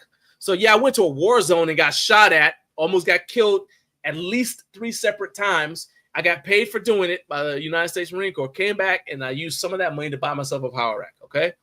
And what I did to get those racks, because I had worked in the gym and I knew what was safe, is I bought them used. I went on Facebook Marketplace and, well, actually, I went on Craigslist because Facebook Marketplace didn't exist back then. But you know what I'm saying? It's like I bought them used. Like, we need to resist the idea that we have to have stuff that's completely brand new in order for it to work. They're playing against sports all across America, and they got racks in there. You can go in there and say, oh, this is strong. I'm saying I don't want to see you on the news for the wrong reason. That's all I'm saying.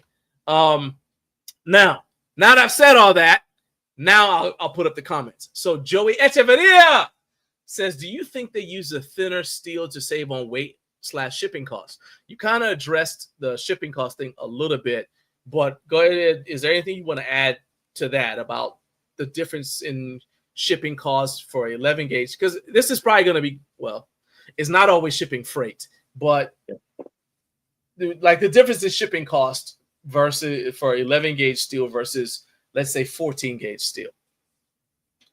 Well, if you're looking at an import, you're talking, let's look at what the import situation. Yeah. So if it is a overseas, you're paying by container, and volumetrically, you like a 2x2 is 2x2. The inside thickness wouldn't add to your shipping costs from overseas. If you're talking about through UPS or FedEx or something like that, you would have to keep it within the confines of the volumetric shipping if it's not going LTL or shipping freight. So you could potentially add a little bit if you wasn't intelligent with your packaging. But I don't think that you're looking at 20 pounds difference on the weight of the steel. I don't think that's a significant enough factor to justify the difference in the cost. Because if you look at the difference of the cost between a 14 versus an 11, usually there's a lot more significant cost that isn't justified by the price of the steel. That would be without setting with shipping rates and looking at the different zones to ship to and really working the math out on it, because I don't sell power racks. The reason I don't sell them is because there's so many people on the market for power racks. I'm like, you guys can have that. I don't think the weight is a significant factor. Okay. My final answer. There we go. All right. So then the next question is from Carlos. Carlos, you better be wearing your Carlos shirt right now, by the way. So Carlos said, technically, Carlos, you have a 16 gauge steel rack and you have a 12 gauge steel rack as well. Okay. Don't you forget that. But he's got a 16 gauge steel rack from Amazon. I would argue isn't bad for beginners or maybe even intermediates, but it's not a forever rack. Here's the other thing I'm going to say before you address that. I'm going to say this too. Actually, I have two things to say. You know what? Let me put it this way. Yeah, so I take you out of it. All right. And Carlos is my dude. People sometimes think like we recommend 11 gauge steel racks, 11 gauge 3x3, because we make more money off of a more expensive rack. And I'm going to tell you that my wife's going to kill me. When we did our review of the Major Fitness Raptor, we got paid $1,400. Okay. That is not an 11 gauge steel 3x3 power rack. I have never been paid that much money for a 3x3 11 gauge steel rack. That was a brand deal. Okay. So I actually make less money recommending the heavier gauge steel racks. And I would say some of it is because their margins aren't as big. But I'm just going to tell you, I would make far more money if I was promoting the El Cheapo racks, what was that thing? The 6-in-1 folding weight bench thing I was talking about earlier in the show. I would make tons more money if I did promote those cheap racks. Okay. So the reason why I took David off screen is because I'm going to say that if you see people who are making content promoting those extremely cheap racks, I want you to look, and they're telling you that they're doing it because it fits your budget. I want you to kind of take that with a grain of salt, because I would make a lot more money. Honestly, if I were willing to do those cheap racks, I probably this wouldn't be a side hustle. This would be a full-time job for me, because I would have been able to start doing this full-time. I'm just going to tell you that now. So there's that. The thing about the beginners, all right, now it's safe to bring David back on. The thing about the beginners is I don't want you involved in a lawsuit if it happens. All right? Then the thing about the beginners is if you're more experienced, you kind of know how to dump the bar a little bit more. I'm thinking specifically in terms of like a squat. So I actually hesitate to give somebody who doesn't know what they're doing at all a rack that I can't trust to take care of them. Because if something goes wrong, that person may not know how to save themselves. If, like, for example, you were talking to me about how there's a problem. Like what it's not necessarily the gauge steel, but we were talking about the J hooks are a fail point, a potential fail point, because the J hook on some of these cheap racks, not just because of the J hook itself, but also so for those of us who are content creators, you put together a lot of racks, then you're bolting it down, and sometimes you see the steel dimpling, right? Okay, so that means the steel isn't robust. So every time you're putting a J hook into the hole and then you're putting a bar on it, it has potential to bend that hole a little bit. That's a fail point. And then the J hook itself might not be strong. So if that J hook fails on someone who's a beginner, who maybe hasn't built up muscle mass yet to be able to recover from a bad day, they're the person that's the least able to save themselves if this goes wrong. And 135 pounds going wrong can be just as catastrophic as 700 pounds for somebody who's a seasoned lifter, because you've also built up your body a little bit more if you're not a beginner. Does that make sense what I'm saying, David? Oh, yeah. It reminds me of like one of my worst spotting errors ever. So whenever I was young, the guy that I first started lifting with, he was a bit of an older fellow, and he was benching, I think it was around 235.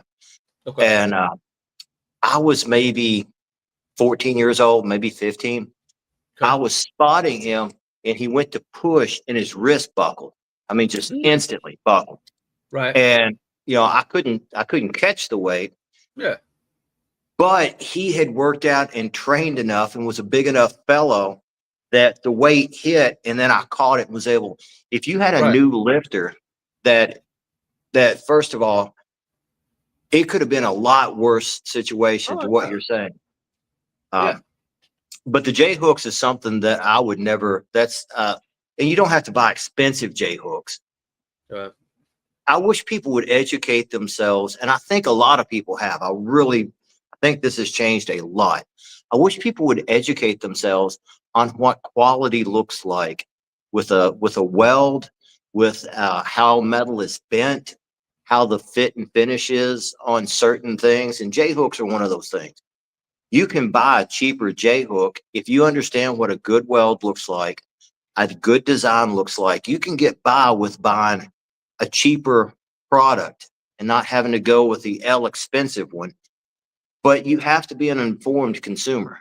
So, and the information doesn't have to come from some guy, what I mean? I'm not talking about John. I'm talking, or John, or anybody here. I'm just saying it doesn't just, the informed buyer doesn't mean somebody that reviews stuff told you to do it. The informed buyer means I know what a quality weld looks like. I know what a good design looks like. And that will benefit you in everything that you buy, not just fitness equipment. But the J hook is something I would not skimp on. And years ago, I done a video of a piece of metal being bent. One of them fractured and the other one didn't. It was exactly the same piece of steel, except it had two different origins. And that type of micro fracturing in the bend of a piece of steel is one of those things that every so often you'll get with a cheaper piece of steel, or a piece of steel that is metal sometimes has a grain to it. Well, flat steel has a grain to it. And every once in a while, you'll get a piece of steel that the grain is different than what it needs to be for that application. And that's why the J hooks is just one of those things that, because whenever oh, Lord forbid, I have seen people put safety arms on 16 gauge racks before and bolt the rack to the floor. So you've got your safety arms out on this 16 gauge post. And they'll put safety arms, the spotter arms on from something they bought off of Marketplace or somewhere else. They're quality arms, but they'll put them on a very thin gauge rack.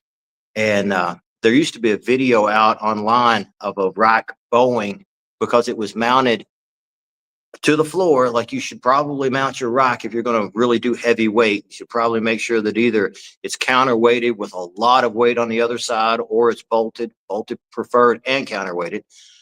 But they dropped weight on those safety arms, and the safety arms buckled the two beams on the rack because the rack was not meant to handle that type of weight. Right.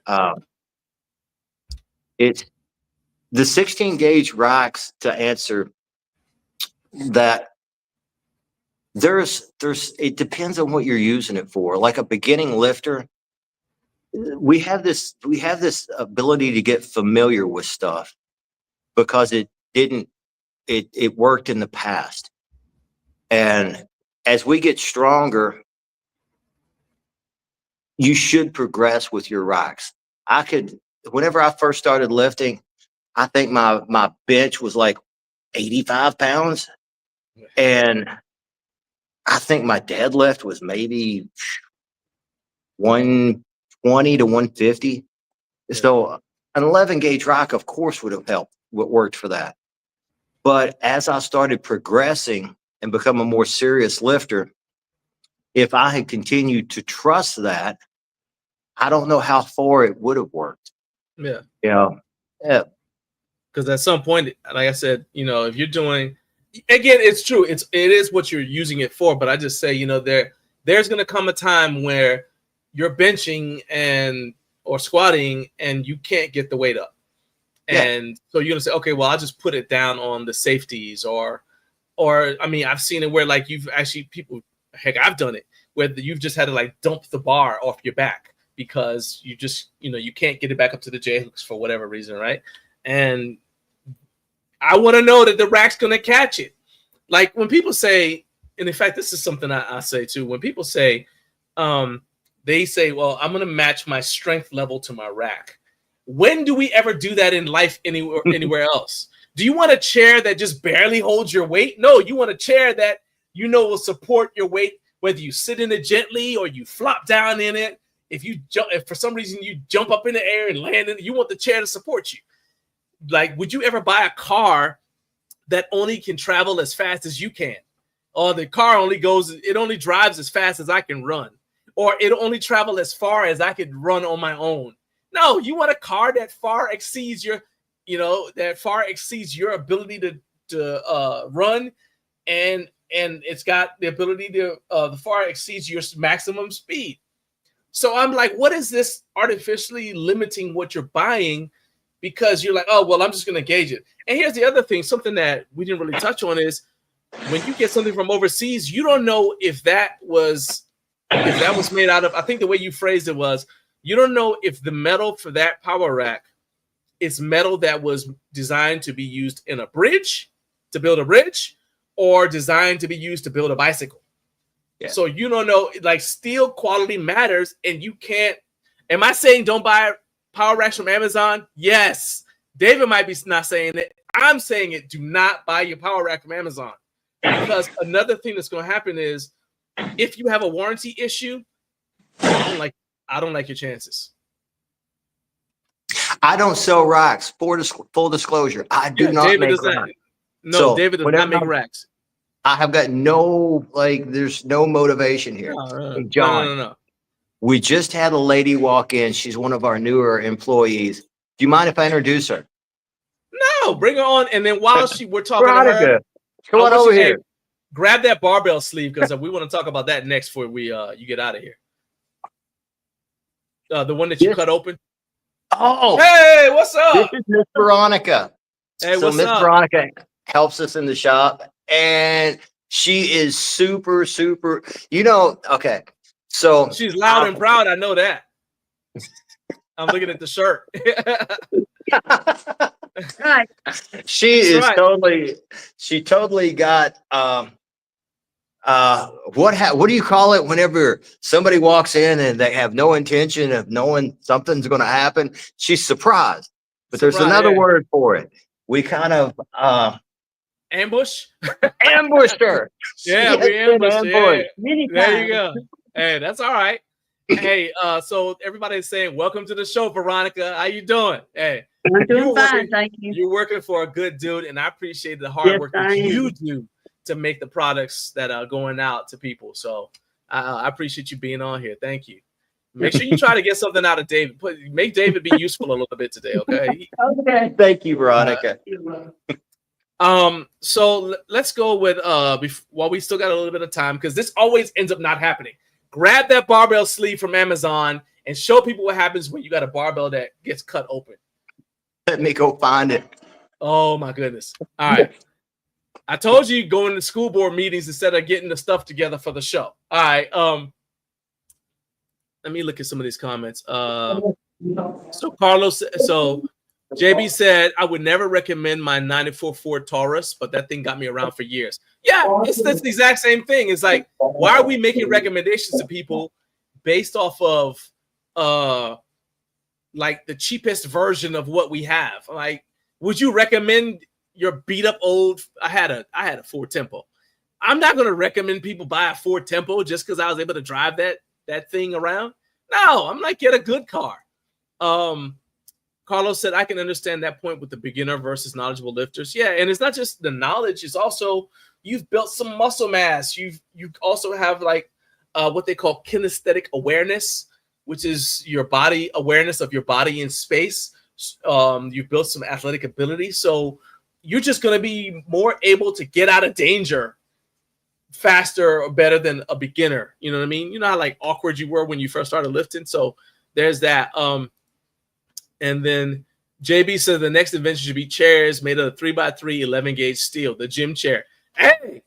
That might be that you might have something there. I don't know, man. Gym 3x3 11 gauge steel gym chairs. Okay. Hey, I'll tell you this. David will make anything he can sell you. Okay. I'll just say that. All right. JB said my wife's name is Veronica. That's a great name. Welcome to the show. Hey, that's right. Twins. All right, David, I want you to get the floor. You have the floor now. These are the barbell. I buy stuff from Amazon all the time. This is why you shouldn't buy barbells from Amazon. David, take it away. Okay. So if you was to look at this barbell from the outside, this is not a barbell, but it once was.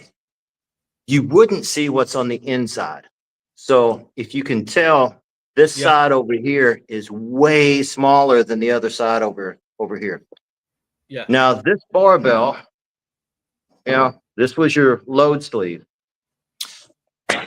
This one, oh, it's going to fall. This is what happened to one of those barbells. So as you can see, there is this whole fracture analysis, failure analysis things that people can do. If you look, hold on, let's stop you right there. You bought those bars. You bought a bar from Amazon, and you cut the sleeve, but you cut one sleeve before it failed. You cut the other one just failed. Am I right? Yep. Okay, that is correct. All right. So go ahead. So this is what happened is the fracture starts here and then propagates around. So the steel itself, you can look at how porous the steel is. This is just a poor quality steel, and it is a horrible quality casting. But again, you never see that because all that you see is what's on the outside. You're never going to know. So what you have is you have to decide, would that have injured somebody? That particular failure, the load sleeve pop, the weight shifts. If you are deadlifting, and that one broke deadlifting, if you are putting yourself in any situation that you could hurt yourself, then that's probably not a good product to have. Now, if you're a beginning lifter and you're going to do lightweight, you may never stay with it, I can understand the cheaper product. I think it's better to get off the couch than to sit on the couch because you can't afford a barbell. I would advocate for doing push-ups and body weight at that point. But, go ahead and hit the gym and work out. And this brings me to another point I want to talk at that wasn't on the schedule, but it come up the other day that I want to put out there into the opening. We'll get to that later. Sure. But that's what, just because something looks good on the outside doesn't mean it's good on the inside. This is true of girls and women and wives too. I've got a great one of both. She's good on the inside. About to She's say, nice to shout out look to at. Pam. Don't you talk about Pam. Don't you talk about Pam. Pam made me coffee. Talk about Pam. That's my friend. Anyway. Oh. We have a question for you. They want to know if you will make an 11 gauge steel baby gate. Oh, baby gate. I've actually, I wouldn't mind doing that at all. That is something that would be cool. 11 gauge steel baby gate. Home Gym Harry has asked about that, and there you go.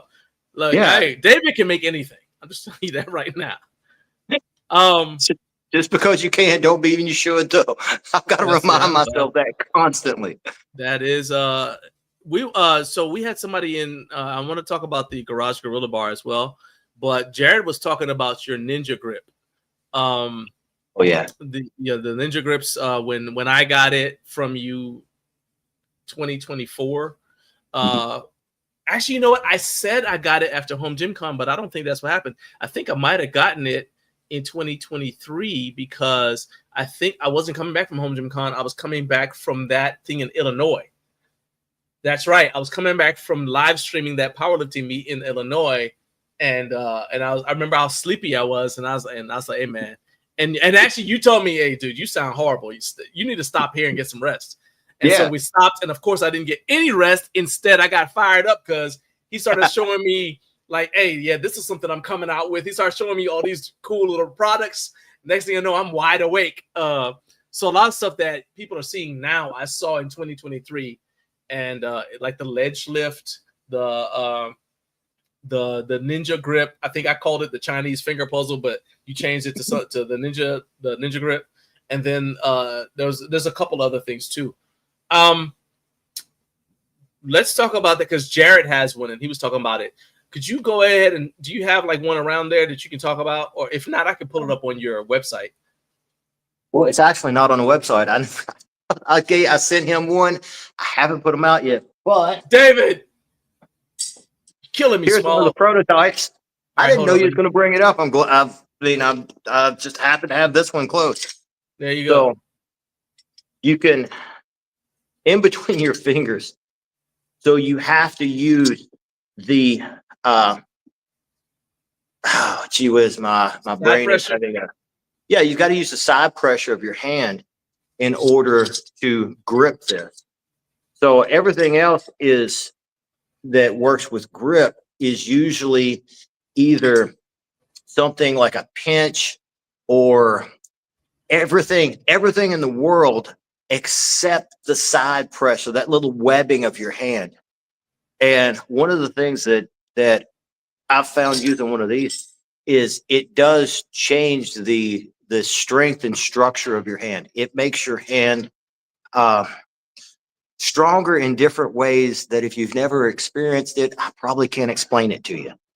It's an interesting tool. Plus you can use it as to do pinch work as well if you want to use the single post in the middle. And this is going to be a pretty cheap product whenever we put it up on the website. These little hand implements, I want them to be super affordable to people. We're going to start doing more of those and putting more of those things out there. And eventually I'm going to do a grip box. I'd like to do a monthly grip, either monthly or bi-monthly, where the people have cool little grip implements that can keep their grip training kind of interesting to them. I know a lot of people in the grip world, they like to get together with their buddies and they like to try these new little implements because somebody maybe has a stronger grip on this particular implement, you get a different one and somebody else in the group is like just blowing everybody else out because grip is so wild that way. Grip is one of the only things that I've seen that you can take, like the nickel pinch. We took it to Strongman. I think the Strongman that I met you at, the one in Bowling Green, and there was a kid there that was lifting more on the nickel pinch, than a lot of the strongman competitors because his fingers were so small, he could grip it better. So you've got these strongman competitors, you know what I mean, big fingers, big fat, you know what I mean, and they can't hold on to it. And here this kid's walking up, really, guys, this is hard. That's hilarious. It's hilarious. But that's one of the cool things about grip, and that's one of the things that I plan on putting out more of that style product. It adds to anything that puts a smile on my face to use is something that's going to keep me being enthusiastic about coming back to the gym. You know, I'm one of those people that sometimes lacks motivation because I'm wore out at the end of the day. You know, physically, my body's tired. And I'm like, man, I That's don't a want to go to the lunatic gym. calling you at 2 a.m. to just talk to you from, we frequently talk from 2 a.m. to 4 a.m. Just random conversations. So, yeah. I'm gonna say this. This is not something I planned on asking, but I'm gonna ask it now while we have a few minutes with you. I have been saying this for a long time, and I want everybody in the chat to, if you think I'm crazy, fine. But whether you're watching on replay, shout out to the replay gang, or you're watching live, I want you to put in the chat if you would like to see David on the Gorilla Strength YouTube channel do a Q&A thing where he answers people's email questions about equipment. So like the question I just asked him to talk about with the gauge of steel, or would be an example. Or if you have not specific to his products, but David has a ton of information and experience in the fabrication world, right? So if you're like, hey, well, what do you think about this? Or why do brands do this? Or let's talk about shipping and what effect are tariffs having on stuff, right? If you guys want to be able to do something like that, maybe you guys could just email the questions to him, and he can just go in there and he can answer your questions by email. And if you guys are interested in something like that, put that in the comment section, whether you're watching on replay or live, because I'm going to say that is a resource that I think would be really cool on your channel. Because I'll say this, I've never seen anybody else show what happens when you take a barbell sleeve and cut it open to show how one side of the sleeve was thinner than the other because the casting was bad, right? I think that just because of how you deliver information, I think it would be interesting, kind of like Dan John does with training, but David could do that exact same thing as a Q&A thing for equipment. So we already have one person saying, yeah, they'd love it. That would be great. JBTV says that'd be great. David seems super knowledgeable. This has been very interesting. I'm telling you, man, there are people who would love that kind of information because, or maybe you say, hey, like if you're going, you don't make power racks, but I'll bet you could tell somebody what to look for if they're buying their first power rack, right? So you're gonna buy your first barbell. Here's what you need to be looking for. These are the non-negotiables if you're buying your first barbell, regardless of budget. You know what I mean? I think that stuff would be, I mean, quite frankly, I think that would be awesome. And you probably pick up a lot more traction than you think. So you guys, as we're about to close now, but go ahead and make sure that you're putting in the comments to let us know if, you know, and David will come back and he'll check this out in the comment section if that's something that you guys would like to see. We did get a chance to talk about do you have a few minutes to talk about the Garage Gorilla Bar? I do, but I also have one thing I want to get in. All right, so talk about the thing you want to talk about, and then we're going to talk about the Garage Gorilla Bar because it's my show. I'm just kidding. I'm just kidding. So, now, go ahead. What was the thing you wanted to bring up? So yesterday, I had a fellow that I was having to deal with, okay? And I could tell something was off on the dude. I know we've all had friends that's done things whenever they're going through a situation that means we don't see them no more. This guy I could tell was on the edge. And I didn't know why. I found out he was going through a divorce, and it was a really bad. Whenever you run into people like that, whether they're your friends or not, invite them to work out with you. Try to get them into the gym. That's one of the only things I've ever seen bring people out of a deep, dark depression.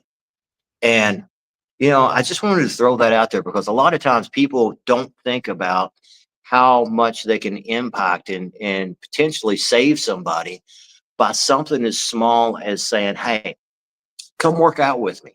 Get them started on a positive path.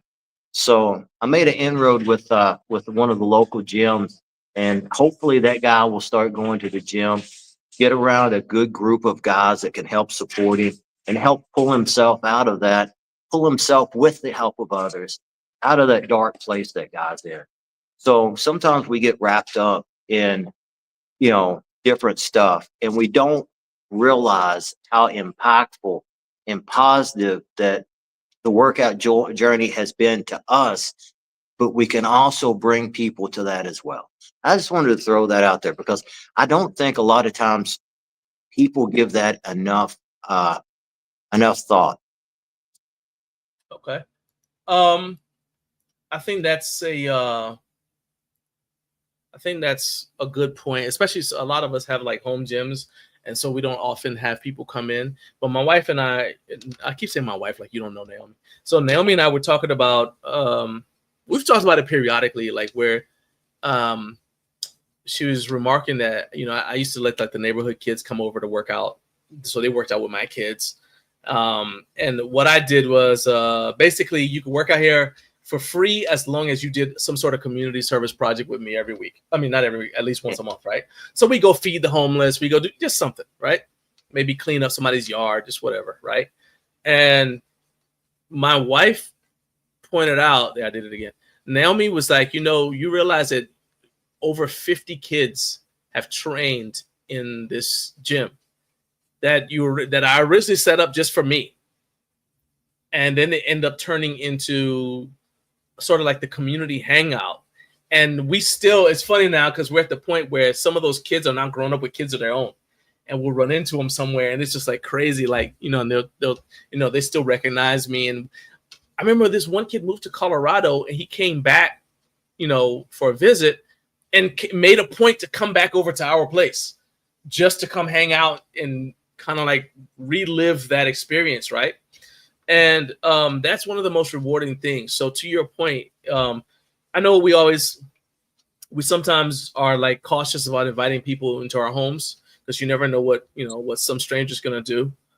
But you might be that person's lifeline to save their life. So I 100% agree with that. Now let's talk about the Garage Gorilla Bar. So the bar is, first of all, I'm going to show it. It's on your website, gorillastrength.us. So this is Garage Gorilla Bar. Y'all may recognize the guy in the picture right there. Look at that guy. But this bar, and I've said this to multiple people, like this is a knurled axle bar, but it's not like every other knurled axle bar that you might see. For one thing, it is not hollow. All right. So I don't know if you guys can see that picture, but it is not hollow. So a lot of the axle bars you see, whether they're knurled or not, they're like maybe $80. It's just a hollow bar. It's just tubing, right? Mm-hmm. This is not hollow. So I want you to talk about how you made sure that it's a true 45 pounds, and what sets this knurled axle bar apart from the other ones that are on the market. Well, every one of those bars we balance. So whenever I'm making the bar, and it goes back to the load sleeves as well. So the load sleeve that you saw earlier, the weight being off on one side of the load sleeve, it actually throws the balance of the bar off as well. And not all bars are balanced. So you may have a bar that for some reason you can't lift as much on it. It doesn't feel as well. So the center point of the bar may be off. These bars are balanced where the center is the center. Your rings are in the appropriate places. And I don't know of anyone else that's doing that. On top of that, the bar itself being 45 pounds, there's actually a structure inside the bar that runs the whole length of the bar. it is a reinforcement that you basically got a diamond and a circle structure that runs the complete bar. And that makes the bar a completely different animal than what you have with a knurled piece of pipe. And it's 45 pounds. So 45 you know, pounds. Right. the math is way easier. Oh There is a criticism of the rings on the ends, wishing that they would be a little bit bigger. I understand that, and that is legit. If you've got roller J cups and you're sliding it, if you slide it hard, it can jump over. But if it does that, you probably don't have weight on it either. And it's not gonna, Yeah. It's a legitimate thing, but I don't like the aesthetic look of a big, just honky ring there. I like the way the bar looks. I like the way everything fits together on it. And for some aspects, I will err on the side of what I feel like is style and just look a little bit more so if I have to give up a hair of practicality. So you could have a bigger ring on it. I just think that it would make the bar look clunkier and not give as much of a benefit. So right there, we're seeing that it's a true 45 pounds. So that you did what you call centering the bar, and that's what you're describing right there in the video. Like it's every bar doesn't have that. No. Even some power bars that are 29 millimeter bars aren't necessarily like that. And so that was one of the things, like when we first were doing this, I was like, hey, I want to make sure that this bar is 45 pounds. And you essentially took the your Bubba bar, which is the 30-pound axle, and then I thought you were just going to make, a 45-pound version of that. But to me, you actually leveled it up. Like you said, oh, well, since I'm making another bar, I'm not just going to duplicate the 30-pound knurled axle I make. I'm going to improve it so that the 40. So when I tell people, let's see, I'm trying to remember who it was that was talking about the bar gym reviews. So when I said to the bar gym reviews, when he said, hey, I like your knurled axle, the Bubba bar, and I said, no, you need to check out the Garage Gorilla bar. It wasn't just because we've got this deal and I know I'm going to get paid for, people buying the bar. It's because it's legitimately a better bar. And I would say that it's actually superior to most of the other, if not all of the other axle bars on the market. I like the fact that it doesn't have revolving sleeves, because the point is for it to be harder. I know that it kind of messes with your bar path a little bit. And if you're somebody who's like, hey, my bar path has to be the same, I get it. But the point of it to me is it's an accessory movement. So the idea is it's there to build muscle that you can use for the main lift. And so I want it to be as hard as possible if I'm going to use an accessory movement. Like, I don't understand people that Dmitry Klokov, the world famous weightlifter, said something one time. He said the difference between Russian weightlifters and American weightlifters is American weightlifters are always looking for ways to make movements easier in training. Russian weightlifters look for ways to make the movement harder in training so it's easier on the platform. And I think that that's the same thing with this axle bar versus some of the other ones out there. It's like it's harder to use that one than it is to use some of the other ones. But I'll tell you, my triceps, man, have never had as good a workout with an axle bar as they have with that one. And my shoulders feel amazing when I use it. What do you think? First of all, there is going to be no 2026 Garage Gym Life calendar coming out with just pics of me and the Garage Gorilla bar. All right, that's not in the works. We're not planning on that. What about AI? Somebody's going to AI you in a No, Grok, no Chat, no, none of that. Don't do that. Yeah. But what I do want to say before we close is sometimes people ask me questions about the bar, and I'm like, oh, well, based off of my experience with it, this is it. What do you wish people knew about the Garage Gorilla bar that you never get to tell them, or maybe you tell them on the phone when they call you? that maybe the general public doesn't know? I don't think the general public.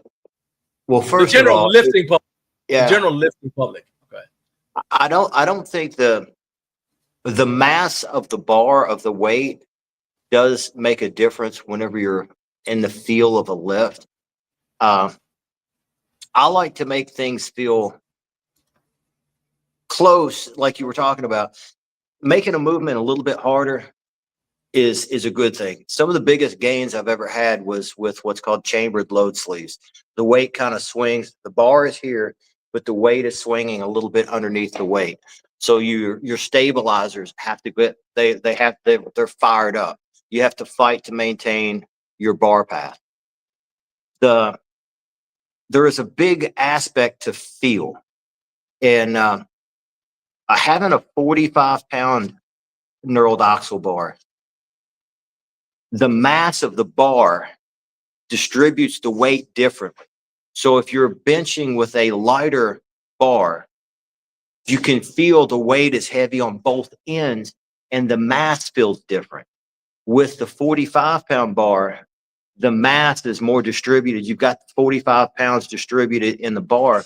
It makes it feel different. And I like the way that it feels. And I would say a lot of things is most people have never used a knurled axle bar. They just never have. And if their first experience is on a hollow, unknurled bar, it's not going to be nearly the same as the experience on a knurled bar and then the experience on a knurled 45-pound. The first experience, I don't think, is anything like the other two. You know, I'm not a big fan of unknurled axle bars. We sell a lot of them. They have a place in strongman, typically, so people don't tear calluses off whenever they're doing a lot of their lifts. Traction, whenever you're doing some overhead presses and stuff. For game day, it's not allowed. So a lot of people train strongman, they don't want a knurled axle bar. But for bench pressing, for anything that you're going to mimic a lifting motion for outside of strongman, I would recommend a knurled bar. For anything that is bench pressing for your shoulders, for your wrists, the changing of the angles on the shoulders and the way the wrist can articulate with the thicker grip on the bar. I like the way it feels. I like the way the 45-pound feels versus the lighter bar. I think it has to do with the distribution of the mass of the bar. It could be all psychological, but I don't think so, because if you lift long enough, you listen to your body. There's something that just tells you this feels right or this doesn't feel right. Also, the bar, the knurled axle bar, the 45-pound knurled axle bar is a very stiff bar. It's stiffer even than a stiff competition bar in powerlifting, right? So, for anybody who doesn't understand that, basically, the more the bar flexes or bends, the easier it is to lift it. Okay, because this is just, you're not lifting the entire bar at the same time. I know that may not make sense, but you're not lifting the whole bar. So think about a deadlift. If it's very whippy, meaning it bends a lot, you're not lifting the entire bar the same time. So you start lifting out the middle of the bar, you start bending, and then the ends of the bar come off last. So the weights that are on the ground come off last, and you're breaking the surface tension with the floor. So it's easier to lift. That's why deadlift bars are easier to deadlift than a bar that's designed for squatting. And so I love the knurled axle bar because the Garage Gorilla bar is very, very stiff, and it just makes the entire lift more difficult. So Jared is jumping back in. He wants to make sure that I shared the Ninja grip pics with you. We did talk about it before you came on, but so Jared makes a good point. I'm going to show you his post that he put up, and that is Jared's post in his gym with the Ninja grips. So that's number one. This is number two. He's got it there with the loading pin. You've got some other stuff coming out, like what's it? Actually, I don't want to even say it because I don't want anybody else copying it. But when is one of the Ninja grips going to be on the website? I always promise to put them up, but we never make enough up that I feel like I can put them up.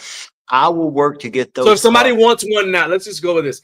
How can people, send me a if they message. want, all right, so, and they can, so how do you want them to message you? Do you want them to email you, call you? Because you're that guy that likes people to call them and place an order. Okay. You can call me, you can text me, you can email me, and the number on the website is actually, it's my cell phone number. So I do see those, and I do get the calls, and I answer the vast majority of them. Every once in a while I can't. If I'm in the shop working on something, I can't take the call. I won't, but I always will return your call. So either you can text me or david@gorillastrength.us. You can email me, and I will work on getting those up. I just want to release a bunch of these little things at the same time. And that's kind of what one of the holdup has been, is I would like to come out with like 3 or 4 different things, so that and maybe one a week, so that there's more than just one product drop. But to speak to the Ninja Fingers, that's another community thing. You know, he came up to me, we're talking, I'm like, oh yeah, we've messaged back and forth a little bit. And it's fun to make a person interaction, a interaction with someone that you've had a back and forth with. And that's one of the things that Home Gym Con is different. And I think that is largely because of the social media aspect. It is, Home Gym Con is the physical realization of social media contacts. So social media interactions. So you interact with somebody on social media, but you never make a physical connection to that person. And that, I think, just like him with the Ninja Fingers, we had talked about that, and he's like, hey man, here's my information. And I'm like, oh yeah, I've been meaning to send you one. But making that physical thing, I'm like, dude, here, take it. I will send you one come Monday. Tell me what you think. You'll be a review. You give me feedback. So if I need to make any changes, the Home Gym Con adds that physical aspect to people who take time to interact on social media. You know, and I think that is the other aspect that maybe some of the companies that come in with the mentality of it being a trade show, think that may be the trap they're falling into, because I think the people that's there have actually not had social media contact with any of the group. So that would to me, I hate to backlog and backtrack, but it just kind of dawned on me in the moment whenever we're going back and forth about the Ninja Fingers. I think that's what's missing, is the people on the floor showing the product. They don't have that social media contact because they're not the people that's been interacting with the community. Right. I think part of that may be it. Anyway, I'm gonna shut up. Zip it. Nah, that's good. Now that's actually something we've talked about before. We said that the brands that had the biggest amount of traffic to their booths were the brands that are actually actively engaged with the home gym community in social media, either whether on Instagram or if they're part of the or Facebook or just whatever, or they come on this show, people get to know them, and so they want to. Then they're excited about seeing, or like in the case of Synergy Custom Fitness, I introduced you to Carlos and those guys and Alex. They had been on the show multiple times, so people got to know them, and so they were like, "Oh yeah, I'd love to," you know. So they're excited about seeing their booth. They were excited anyway, but that helped build even more excitement, because like they're part of our community. They're not other people from outside the community coming to sell to us. We feel like they're part of the community. So that's that. And that's actually one of the reasons why I'm excited every time I get you on here, because I want people to understand that you're part of the community. Heck, I met you because of Joe Gray. Joe connected us, and then we met in person at that Strongman Corporation event that you were sponsoring, and kind of like that's where the ball we kind of hit it off, and the ball kept rolling from there. Man, thank you so much for being on here. Thank you for sharing the information you have. And I can see when people are coming back in and watching like on not replay, but they're coming back in like they've had to go to meetings or something. Because like so Carp just posted, I was talking about the Ford Tempo, and he just came in, he's posted about the Ford Tempo. There you go. All right, hey, that's it. That's my cue. It's time for us to end the show because now we got people who are coming back. Shout out to the replay gang. Shout out to everybody who's here. David, you've already got the information. I'm going to put all the links for people to contact you in the description for this video. And like I said, tell Veronica it was nice to meet her. And please give my best to Pam and Kai and, of course, Willow, the famous Willow. And we'll see you guys soon, all right? All right. Take care, my friend. All right, my man. Later. All right, so that was my friend, my brother, David Dennis. He's in my top 10 list of good dudes who I would do anything in my power for. So shout out to you guys for checking out the show. That's it for today's show. Thank you to my guest, Jonathan from the NoFate247 channel. And David Dennis from Gorilla Strength Equipment for stopping by and making this one a success. And thank you to each and every one of you guys who watch and comment on this episode as well as all the other ones. Next week, we've got Rory Ellis from Roman Strength. He's joining the show. He's going to talk about his latest product. He teased it on Instagram, and he's going to be joining us next week to unpack everything about his latest product.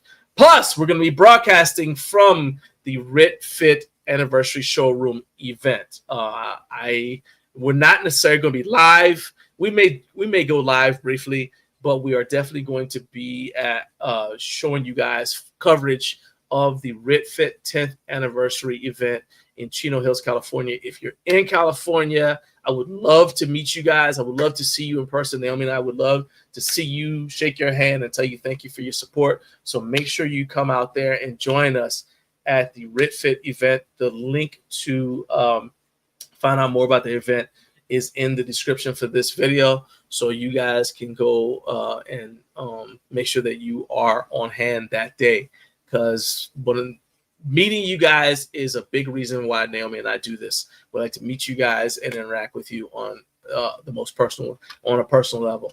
All right, so that's that for this show. Until next week, keep posting in the community section. I want to see your stuff in the community section on YouTube.